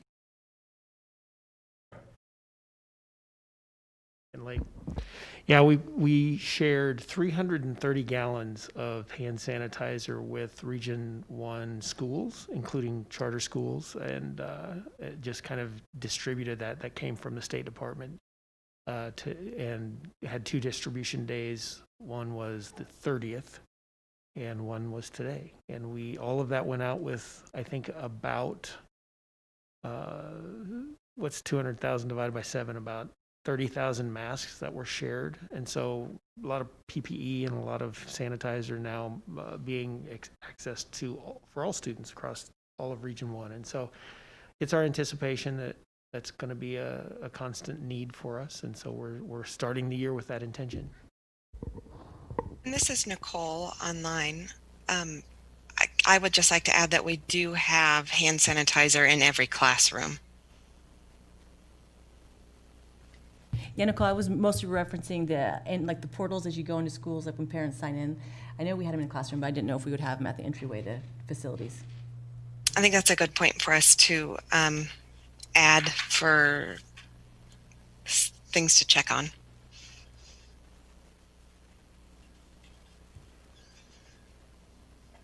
Thanks, Nicole, for being with us this late. I know you've been putting in a lot of hours too. We always put you at the end. Well, it's what I do for infectious disease, so much of it was applicable. Okay. Any other questions or comments? All right. Thank you. Okay. The last one here, this was, I think, I received this communication from ISBA, from their president, requesting our feedback, and they sent it to every district, I believe, in the state based on their size. And hopefully you've had a chance to look through that. But my understanding is this, that some large districts had raised concerns that they were underrepresented in the representation on the the ranks of president, vice president in ISBA. And so they had made some proposals or thought about a resolution to address that, and ISBA kind of ran with that and has come up with two options. And one option gives weighted voting, so larger districts would get more votes. We fall in the extra large category, very large, so we would get 2 votes to everyone else's 1. Or the second option is that it would rotate, and so in whatever it is, even years, the representation would come from a small or medium-sized district, and in odd years, it comes from large, extra larger, or whatever the rotation is there. You saw it in there. They're requesting feedback from us, and so for me to get that from you all, I had to put it on this agenda, and I know it's late, but do you have a preference that I can report back? So if I understand it right, so the president would still just be open to whoever ran for president. It would be just the vice chair that would be rotating small to large. Vice president, just vice president, who becomes the president. Yeah, so it moves into your vice president this year and then your president the next year. And my guess would be it has been several years that a small district has been represented as president, vice president, consecutively, year after year after year, and the large districts have had people run that haven't gotten in. And they're always 1-year terms, just to clarify. They're essentially 2-year terms. You're 2-year vice terms, president vice for 1 president, year, yeah, and then you're but- president the following year. but- Yeah. And then past president, so 3 years. To me, I think it's valid. We're a really diverse state in the size of our districts, and issues that we face with 11,000 students is different than a small district, and so I think it does make sense to me that there be some diversity there and that there's broad representation. And I like option 2 of the options because I think it's more guarantee that you're going to mix up the rotation. But Is it going to be voted on at the convention this year if the convention happens? Is that the purpose or intent? I believe I'd have to read his email. I'm not sure if would come or to convention, or if it would be the executive committee would make that decision. But by July 31st in order to meet the deadline for resolution. Okay, so it'd be a resolution. Must be going to be a resolution. Okay, there you have it. I like option 2. I mean, they outline it's 143, small and intermediate, to 24, large and extra large, and even if we get 2 votes, it's not going to matter in the grand scheme of things, and if it kind of continues down that divided line. So my input would be option B, 2. Yeah, same. Same. Okay, easy enough. We will prepare that. I'll get that feedback back to, I believe is it Wally? Email this? Is it Wally Hendricks? Or Okay. Well, that's going to be it for tonight. Just a short one. So I had a quick go. comment. Can we do quick questions? I know we were working on scheduling a workshop for Magnet, but can we reconsider and do something like Panhandle? I know Lynn was soliciting a date for August, but I feel like we've covered Magnet a lot. Maybe that's just me. We were looking at a training also, That date's but way too far out for we the. pushed, right? You're right. You're talking about Laura Whalen and info on, yeah, I'd be totally open to trying to find something in July. I just feel like we've talked Magnet so much. There are so many things on we've pushed back, like schedules, electives, things that we kind of started talking about that we haven't reconvened in a couple months. Unless you're dying for more Magnet feedback. Speak at our board meeting. Could we? Workshop? Could we just maybe- have her speak at our board meeting in August maybe, and, or we want to workshop? Why don't we see what we can come up with, and maybe we could do something. I would think if we're going to do that, we'd want to do it before the August meeting. So something in July, like a workshop with Panhandle. Yeah, if we could do that. Lynn, I am gone next week, Wednesday, Thursday, Friday. Okay. And I'm gone the 22nd to August 2nd. All right. Fingers Well, we'll crossed. we'll figure that out, and and we'll go ahead and adjourn tonight, and we'll get that out tomorrow. All right. Have a good night.